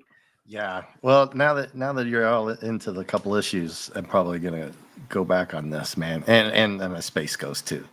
Because dude, I grew up. I do want, I do want to check out Space Ghost. I do want to. Caster sold me on it. Wes from Thinking Critical has as well. He's really got me in. on it, and I'm just like, okay, I need to know more about Space Ghost. Wes and I have been doing this thing on his Patreon called the Comics Guild, where we talk 2 comics a week. One is we're covering all of Miller World. We've been doing it for about almost a year now. We just started with the series MPH, and we also started. Then we've been doing the second episodes where we rotated our stories to talk about. We started with Planetary, which is from Warren Ellis and what's that artist who passed away recently? God, John Cassaday. And then we went on to do The New Frontier from Darwin Cook. And then after that one, we decided we're going to do Hawkman from Robert Venditti and Brian Hitch. And interestingly enough, bring up Will Connor again, we did the one-off issue he did for Venditti. Now we're talking Ed Brubaker and Sean Phillips' Sleeper, which is a DC Wildstorm book. Dude, Sleeper is crazy, man. Sleeper's wild. No, seriously, Sleeper is wild. I just like we're reading this, and there's nods of Planetary. Dude, if you've not read Planetary, which this is to you, Pablo and 5 guys. Planetary is one of the wildest stories I've ever read in my entire life, in all of my reading life. In all of my, not just in comics, in all of my reading life. It was 27 issues. And then there's like 3 one-off issues. I don't know if they are or not in continuity, but the 27 issues of the one regular story is absolutely continuity. Dude, Planetary is a mind fuck. You guys need to read it. Clobby had great stories back when he was, with us. How, especially towards issues like 12 through 27, there would be long delays in between issues. By the time another issue come out, he had to go back and reread his other issues to remember what happened. But it was always worth it. It was always worth it. And Dude, yeah. I'd read that DC run of Space Ghost, just 6 series run. I think you guys had brought that up before. Yeah, and that brings it back to what I was saying with Wes. I'll let you take it from there, Dave. After, Wes has been saying Space Ghost is awesome, and he like me with Flash Gordon, not really knowing much outside of the movie. He know anything about Space Ghost, and he loves it. Carry on, Dave. Oh no. I was trying to share stuff with the this one here, right? I don't know if you want to throw that up. I'm getting you up. Freaking ads. Let me knock some of these ads out. Oh no, I don't, but I do like Ariel Olivetti as an artist, and I do like Joe Kelly. What publisher is this from? I think that's the DC run, isn't it? That looks like Alex Ross's cover. Yeah, those are the out. Yeah, so this one was really good, DC? Man. I'd actually got rid of this when I sold some other stuff, but Joe Kelly, right? Oh yeah, no, I like Joe Kelly. I like Joe Kelly. I like Ariel Olivetti. That's obvious. I notice Ariel's art style as soon as I see it. I'm a big fan of style. Dude. Yeah, it's the kind of an origin story for him, and then there's a spoiler at the end. So I'm not gonna. It's only a 6th one. I don't think I have that anymore. I think I bailed on that to buy some other stuff that I wanted. He looks like a Chad, man. Straight up Chadness. What's up, Dembone? Those figures that have been coming out, man. That Ghost Rider. I think I sent that one to you, Pablo. You DM that. Have you seen the new Balrog with freaking Gandalf one? It's like 3 feet long, 2 feet tall. It's like, man, they're just nailing it with this stuff, and it's like, man, I gotta go donate blood every other day to pay for something like that, man. But they've been killing stuff like this lately. Wait, you get money for donating blood? Here we. At most, and I say at most, get a cookie sometimes. Yeah, you'll get a juice and a cookie. Yeah, man. I was thinking about diving back into this old Deadpool Circle Chase. I hadn't read this in forever and ever. Dude, I can't even remember how long ago I read that, you know. But since you guys are digging on the Flash, I'm gonna have to get into that. I think finally gonna. If you're still in 5 issues on it, I'm in then. I want you in with me. Do not come. Oh, I'm gonna come. Oh, definitely. You guys gotta understand. There's just certain inevitabilities in life, and one of them is we're gonna come. It's gonna happen. You might as well just accept it.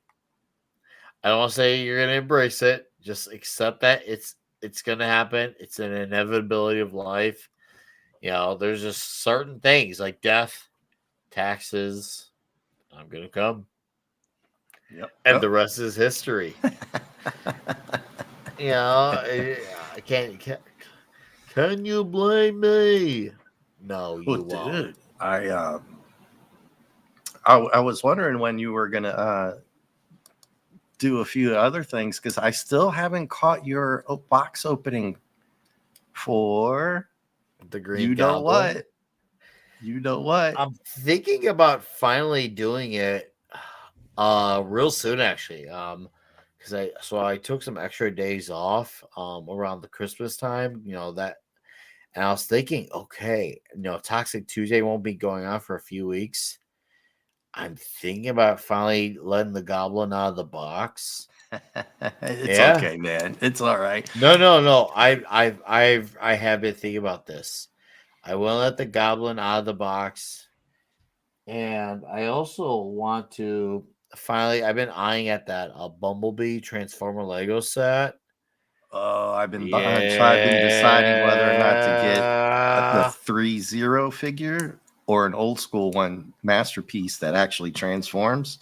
Because I've never broke into the actual figures, but I've been jonesing for that and an actual Space Ghost one. I don't have any old school Space Ghost stuff. Just to get a little figure, him and Bleed. Because I always wanted to have a debate about Jan and Jace, and then from Super Friends, which two were better, right? We should have like a debate over that. I don't know if I'd have a good debate argument.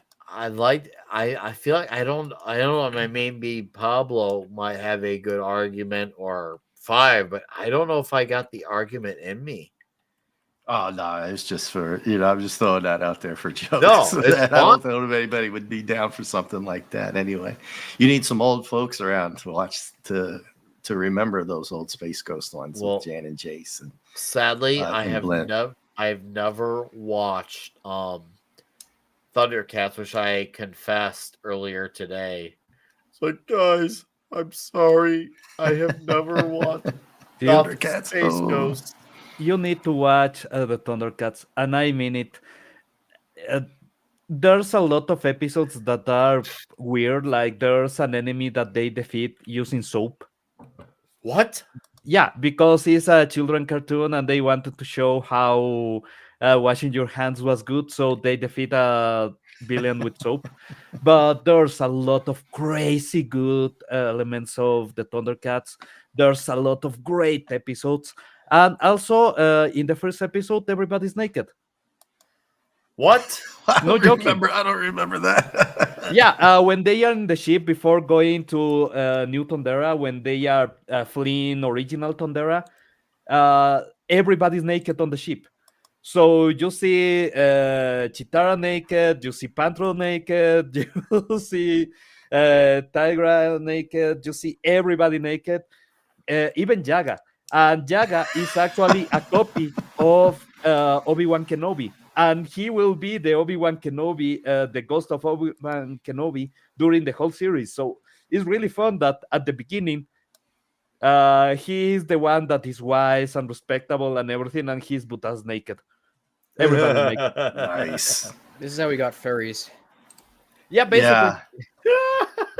Well, I tell you, if we were talking about Flash, I wouldn't mind seeing Aura with, Dude, we got furries because of that and because of Lola Bunny on Space Jump. Oh yeah, dude. Somebody brought up. I was thinking maybe we should do the Ardala versus Laura debate. That's even a better one. That's some Toxic Tuesday stuff right there. But That is a Toxic Tuesday. that's going to be a heated debate, I think, man. Or a that debating is. hit. You know, 5 Pico, right? Aura versus Ardala. Mm-hmm. He knows. I don't know much about Flash Gordon, but I do know that. Oh yeah. See, there you go. There's just some things that stick out to a man. Something that stick out because stick out. Get it. Get it. Nice. Yeah, He's talking about boobs. I don't know if you guys got that. I had to go full retard with that one. This Nice. drink is good tonight, by the way. This drink is good. I was just like the most chillest of the chillest of the chillest of a show tonight. But guys, I finally got paid from Rumble. It feels cool to say I finally got paid from Rumble. I know what that's like now. Wow. It's really nice. cool. Yeah. So with the Rumble rants, I know what it's like now. I got paid for Rumble. It feels cool because now I've gotten paid from YouTube now for over what? 2 years now, 2.5 years. You know, super chats, memberships, gifted memberships, ad revenue. But I got my first ever Rumble rant money. It feels cool to say. I got Very Rumble nice, rant man. money. Congratulations. Thank you. You earned Thank it. you. I mean, you definitely earned it. I mean, Pablo and I remember, and Pablo's way, way, way before I even came around. But I remember when you had wee little subscriptions back in the X-Files days. And Good, yeah. way back before. Remember that, Pablo? Way before back then. I got here on that era. We were doing the X-Files on Nick's channel, and we were doing Deadwood on Polly's, Paul's channel. yeah, Deadwood, yeah. I had lurked for a long time, and then I remember you were getting so close to getting there, man. And I was like, great, we're gonna have to watch the Pens and douche commercials on Nick's show now. Once he gets monetized. You know, but that was good, man. You finally busted through. Then you crushed it. And then TZ Burton with a $5 Rumble rant says, nice. Here's the more Rumble rants.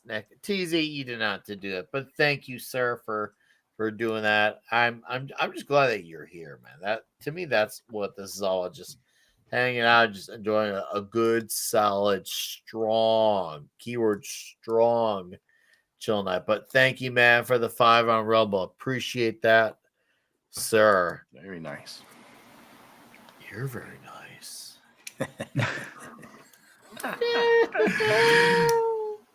Dude, all right.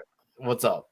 So, what shows have you been to? I mean, I sent you that Nico's retiring from live touring, man, and yeah, that was a kind of a bummer. But these guys are getting kind of old. He's done. You can tell, right? Oh yeah.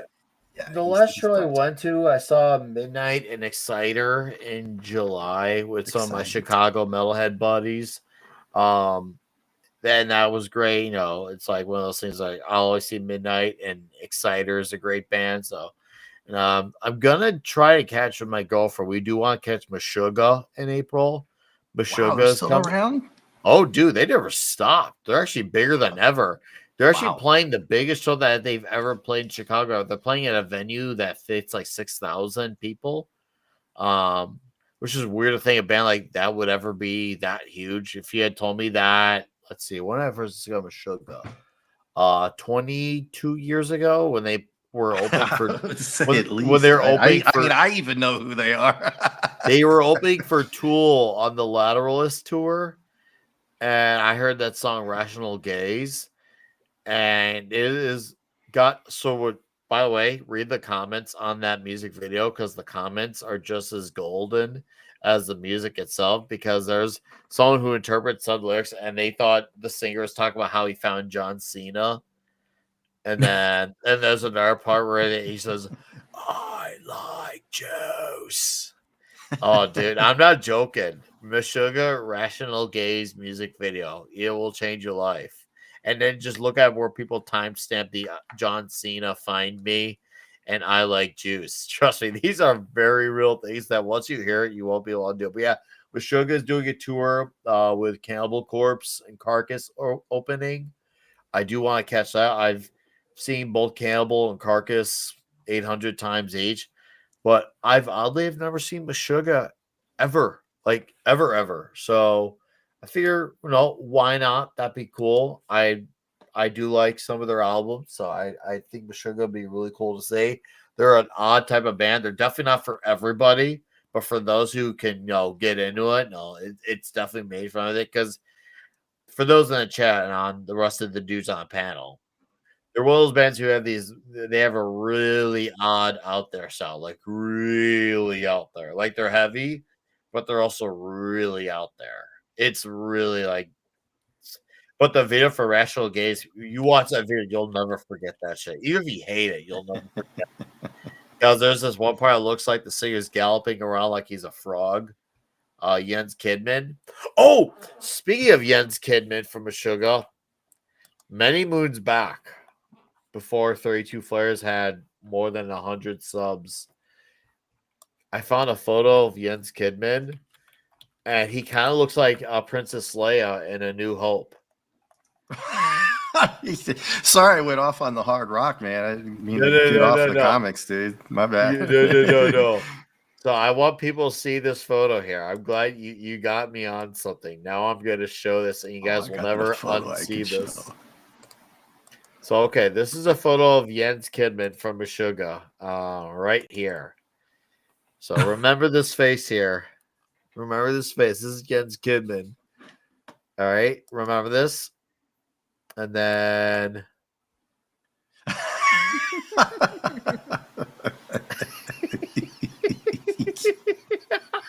wow.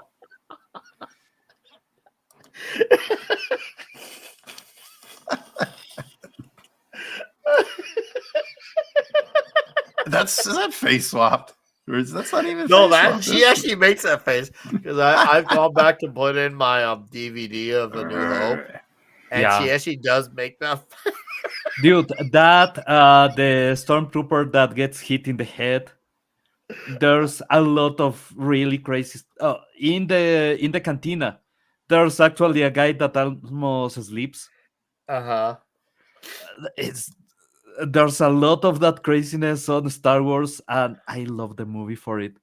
There was a time when I was on the Star Wars fan club Quito that one of the youngsters haven't never seen outside of the special editions the original Star Wars. So I showed him the silver screen version. That's the version that everybody got on the cinemas without any later edits, without anything. That is pure gold. And the guy was like, this is like seeing the movie for the first time. Yeah, it is, because they changed a lot, and I mean a lot. After the first release, they started modifying a lot of the movie, removing some of the errors, removing some audio clips that made just the movie funnier. So original Star Wars, the one that you saw on cinemas when it was released, is absolute comedy gold, is incredible, is beautiful. And if you haven't seen it, there's a lot of ways to getting it. Actually, there's a way by just getting Project 77, that is the silver screen version, but clean for 4K, and you can get it for free. It's a fun project. It's a fun passion project that is making the best of every single copy that they could find, to just clean the image, get the colors right and everything as you should see it, like when you went to the theaters on 77. Is beautiful. Nice. It's like 30 gigabytes though. Well, I mean, yeah. Speaking of old photos, do you guys remember that movie Zardos? Oh yeah. Do you remember that? See, Nick's laughing because what I know about Nick, and you guys never knew, he was a stunt double for Sir Connery back in the day, and I found this picture of him. So you're gonna have to share that, Nick. I will. And by the way, before we do, I just want to say Jens Kidman looks like he's yelling, "Get back here, shocker." I looked at that face, and he looks like he's like, "Get back here, shocker, shocker." And his eyes are going crazy. You can't escape me.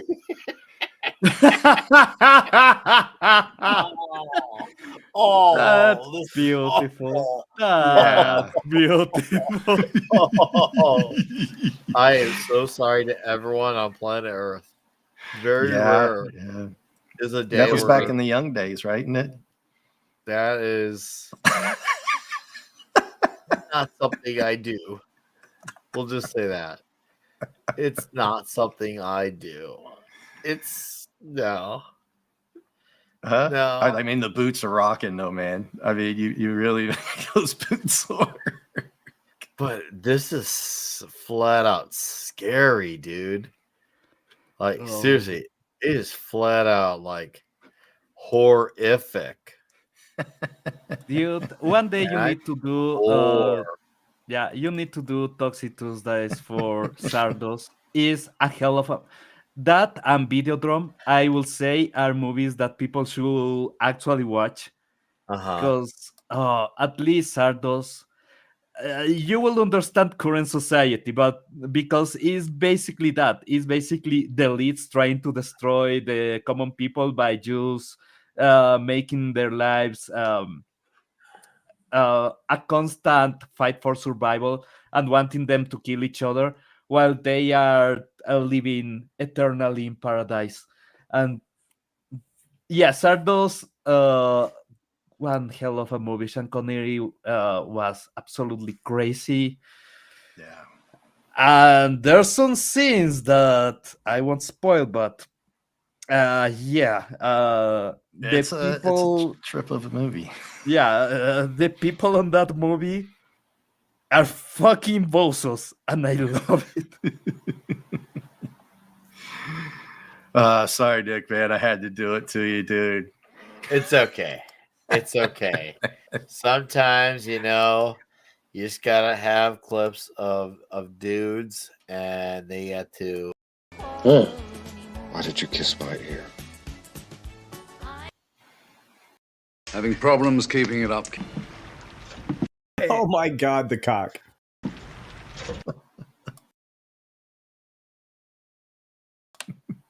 You have the biggest dick I've ever seen on a man. That Rocky one, dude, it's great. Dude, that Rocky clip is it's one of those things where it's gonna always, just be there for the test of time. What? I got volume 4 of my Thor Walter says Chris is dude. Wow, that's incredible, dude. That's freaking awesome, man. Hell yeah. Good for you, brother. That's Very amazing. Very nice. I freaking love when that happens. We have such a cool area for people who are just giving sons of bitches, and they're just like, "Hey, take this shit, man." And you're like, "Yeah, I want that shit, man. Give it to me, man. Give it to me. Give it to me. Give it to me, Rao. Give it to So next week, is it? This turned into a Culture Casino. Yeah, right. It did turn a Culture Casino stream. No, DZ's right. Before we go, because we'll probably wrap up in about 10, 15 minutes. I'm trying to think about what Christmas comic I want to talk with Wes. Didn't we do, Pablo, I think you're here, that Spider-Man's Tangled Web comic that had Darwin Cook, was it, I think, writing and drawing? It was a Christmas issue. Remember we were talking about Spider-Man Christmas comic? I think it was Darwin Cook. Do you remember it? The one like that I Spidey's remember Tangled Web. was for Halloween. Was it Halloween? You guys did a Christmas stream, right? Pablo, you guys did a I feel like we did. Yeah. But I was thinking about the Halloween Spider-Man and God damn it, Wolf by Midnight. Wolf by Night comic. I don't remember the exact issue, but I don't know if we did something for Christmas with Spider-Man. I remember we did Lobo. We did the main man. Yep. I Transformers. don't know. Ironcaster is normally the one that remembers everything. So Yeah, right. No, he does have a really damn You good. think it's written in that sheet that he has? yep, he actually Probably. keeps track of everything we talk. He's one of those guys who's really good about that shite. And it's like, bro, I gotta be better. But you know what? I just looked. I was right. It is called Spider-Man's Tangled Web, issue 21, and it is from Darwin Cook. What's up, Justin? How you doing, buddy? Hope your Friday night is treating you excellent. No, we're gonna do an episode talking some Christmas comics, and he's like, "Yeah, pitch one." I'm gonna pitch one, but between that and the Daredevil issue we did last year, actually, the one that was written by Ann Nocenti and written, drawn by John Romita Jr., which I really enjoy that issue. It shows you how Kingpin does Christmas, and how Matt Murdock does. Matt Murdock, he takes to the streets. He pretty much does a bunch of volunteer work, and Kingpin is in his ivory tower being alone. Alone. But Spider-Man and the Art of Darwin Cook is just majestic. It's so bloody majestic. To me, it would not feel right to get the wall crawler in the comic skill. I'm just saying, I think it's gonna be the one. So it's gonna be cool to say I'm finally gonna be on a West from Thinking Critical video too. So that one will be on YouTube, not just on the Patreon. So guys, consider that off the bucket list. Consider that off the bucket list.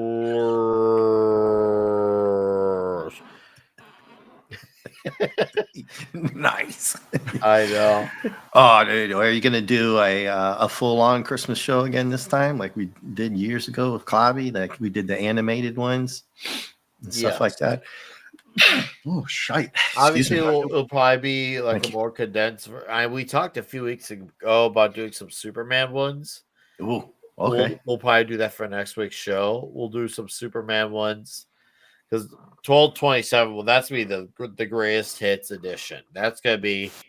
We'll talk about some of the hits that came out.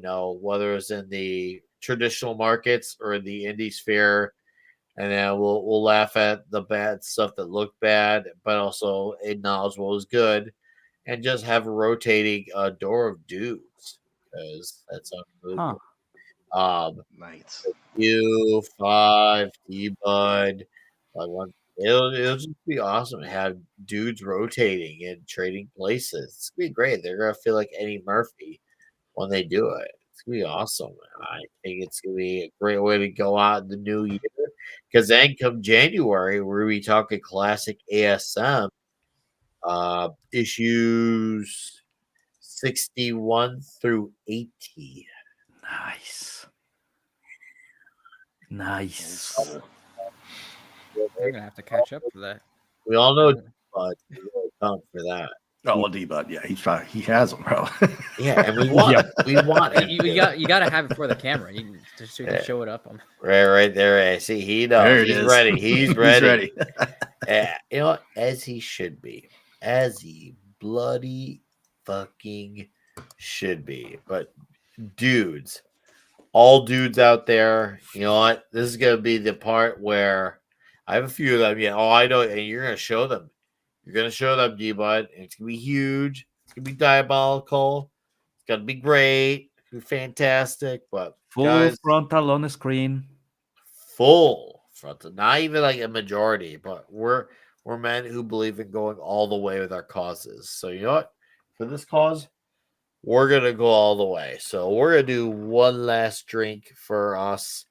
Looks like Dave's got a thought. We'll let him have it. Oh, no, I wasn't prepared, man. I was giving the rockers, and because I don't have a drink set up. All right. No, I just rushed over and we're gonna pull out, and And when we pull out, we're pretty sincere guys about it. Do you think we're sincere guys about Pablo? Oh yeah. Oh yeah. I got great pull-out game. I can't say that I don't leave evidence behind. But you know what you just did is you had the macho man pull out from you and you felt it and you know it and you loved it. Oh yeah. Woo! Limousine ride. Oh, I'm gonna come. All right, dudes. I'm gonna drink this drink and we're gonna call it a night. But it's been good. It's been chill. It's been a chill night. We'll be back here next week. It's gonna be great. Once again, it's gonna be diabolical. We'll talk Superman Christmas comics. We'll let you know which one specifically in the next few days. We outlined some a few weeks back of what we're gonna do, but we'll narrow it down. I'll post it in the chat so you guys know, so you can be a part of it. Greatest Hits Edition the week after. ASM during the month of January. That's gonna be great. I'm gonna think what else comes out. Oh, member stream next week. The last Toxic Tuesday of the year is next week as well. So a lot of stuff coming next week. Member stream, Clobby's Comic Shop, Toxic Tuesday as we talk Bad Santa. Batter Santa. I've got I've got a few videos left in the tank for to close out the year as well. Of course, I'll be on Midnight's Edge After Dark, Comics Division next week as well. It's gonna be great. And I've got a few appearances on our channels I'll be guesting on as well, which I'll announce when they allow me to announce them. So I'm gonna let these gentlemen. I could even with the alcohol, but I'm good at keeping. There's some promises I'm good at keeping, but. TZ, thank you for the Rumble rant. Jennifer Grover, thank you for the Canadian super chats as well. Appreciate guys. Thank you, buddy. We'll let you gentlemen plug your plugs on the way out. And you know what? It happens, TZ. It's part of life, man. You are here when you can be here, and that's what it's all about. Your time when you have it. You take care of the life stuff, we'll be here. But we're gonna let Pablo plug his plug on the way out first. So Pablo. Hey, videos coming, a lot of craziness going on, but yeah, yesterday was the Game Awards. I'm really sad that the streamer that should have won actually got robbed of the title. So sad for Pecora, but the industry is advancing. There's a lot of craziness going on. Video games are changing, comics are changing. Hollywood is staying right where they are because they are retarded. That's Hollywood. But yeah, there's interesting things coming. There's a lot of good coming, and I'm really happy about that. The rest, life is shit here, but we are handling, we are surviving. So yeah, we will remain, we will survive, and at the end, we will thrive. Trust me, we will thrive. Oh, I believe you, Pablo. You will survive. You will thrive. You will be long, hard, and strong, sir. And I believe that you will go all the way with that sentiment. It may take longer to get there, but when you do, you'll be all guns blazing. Hell yeah, brother. Thank you for having me here. You know that I love having this moment of just relaxation and enjoyment. Yeah. Next week, some Christmas comics. Stephen M., we did talk about this episode with Clobby. Yep. I can't remember if it was last year or the year before.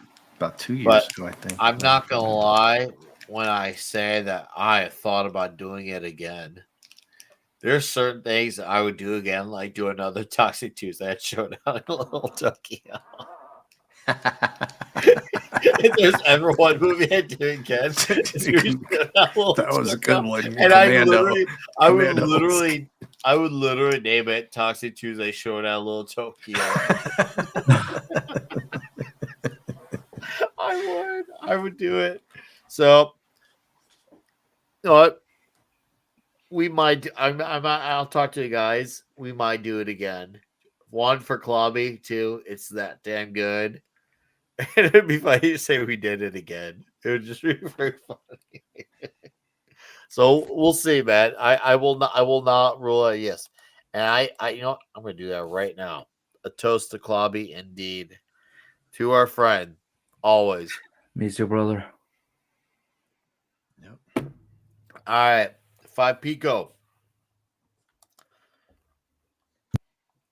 Hello. Hi. Plug your plug on the way out. I guess guys know where to find me. I usually plug this channel all the time. This is my friend Jade Light. Where the fuck is the stream? Hold on. I'm never ready for this. I don't know why. Always distracted before. That's good. Here we man. go. There we go. If you want to find more of me ranting about random Star Wars bullshit, that's where you go. I just wanted to show one thing off that I found at the comic store. Show it. Let me just pop this on. All right, I'm getting you up. So issue number 3. Dude, who wrote that again? I feel like I should know. Chuck Dixon. Yeah, it was good old Chucky. Nice. Dude, So I already own the trade, but like it was like $3. So I was like, Oh, absolutely. absolute steal for that. And then I also learned that my comic store is actually doing a $3 like their entire back issues. Oh, okay, So, okay. I guess they're just doing a blowout sale. I don't know. I'm going to be taking advantage of that tomorrow. So I guess on the memory As stream, you I'll show you that should. haul. Dude. Hopefully grabbing like a bunch of Savage Sword. Oh, yeah. Grab that Savage Sword. Grab that. Yeah. Okay. Dude, I got a Hobbit fan here, man. That's cool, Hell yeah. man. Hell yeah. Dude. Nah, 5. It's been good. Thank you for taking the time to be here. Shuma Gorath, gotta be huge. Guys, go subscribe to his Jade Light channel on the Star Wars EU in the comments. My boy's a Goodman, and I'm the co-host. I'm the quiet one that makes sarcastic comments as per usual. Done. Subbed. Have a great night weekend, Sir Dave C. Yo, my brother.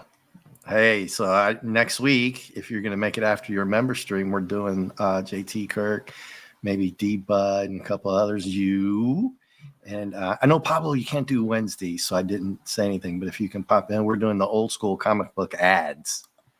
Dude, remember the old X-ray specs and the pop gun and all that kind of stuff. We're going to go through a bunch of those old school ones. And I remember actually ordering a couple things out of those. Damn it. I have to go to the bar, but I will love to. Yeah, dude. You remember? And the funny thing was, JT and I were laughing about, you remember those X-ray spec ones? They're supposed to be able to see through, what, and stuff like that. That was a popular one. The Army Men. Ads for bikes, ads big. for so many stupid shit. So we're just gonna go through and talk about all those funny ads and stuff like that. You know how they had Spider-Man Hostess and Twinkie and a bunch of other stuff like that. You're just gonna have fun and just kind of BS with that. And hopefully you guys can make it. This coming Wednesday. I will at least be able to make an appearance. That's for sure, bud. Okay. It's gonna be great. It's going to be huge. All right. So believe me when I say I will at least be around for a little bit. That's the least I could do. Yep. All right, man.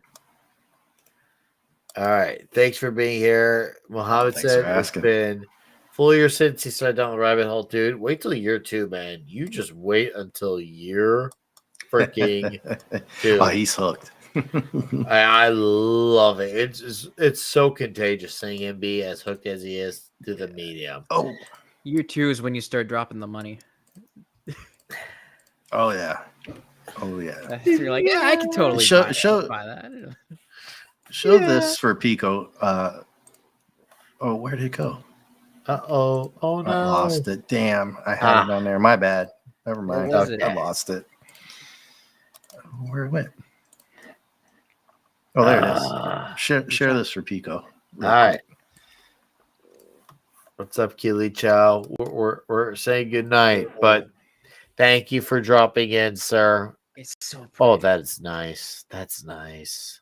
Dude, it's huge. And the wings in the top of it, it all lights up. There's a video of it. I don't have time. I don't have that gear. I didn't know I was going to be on. I'm glad I don't do figures or statues because I know myself too well.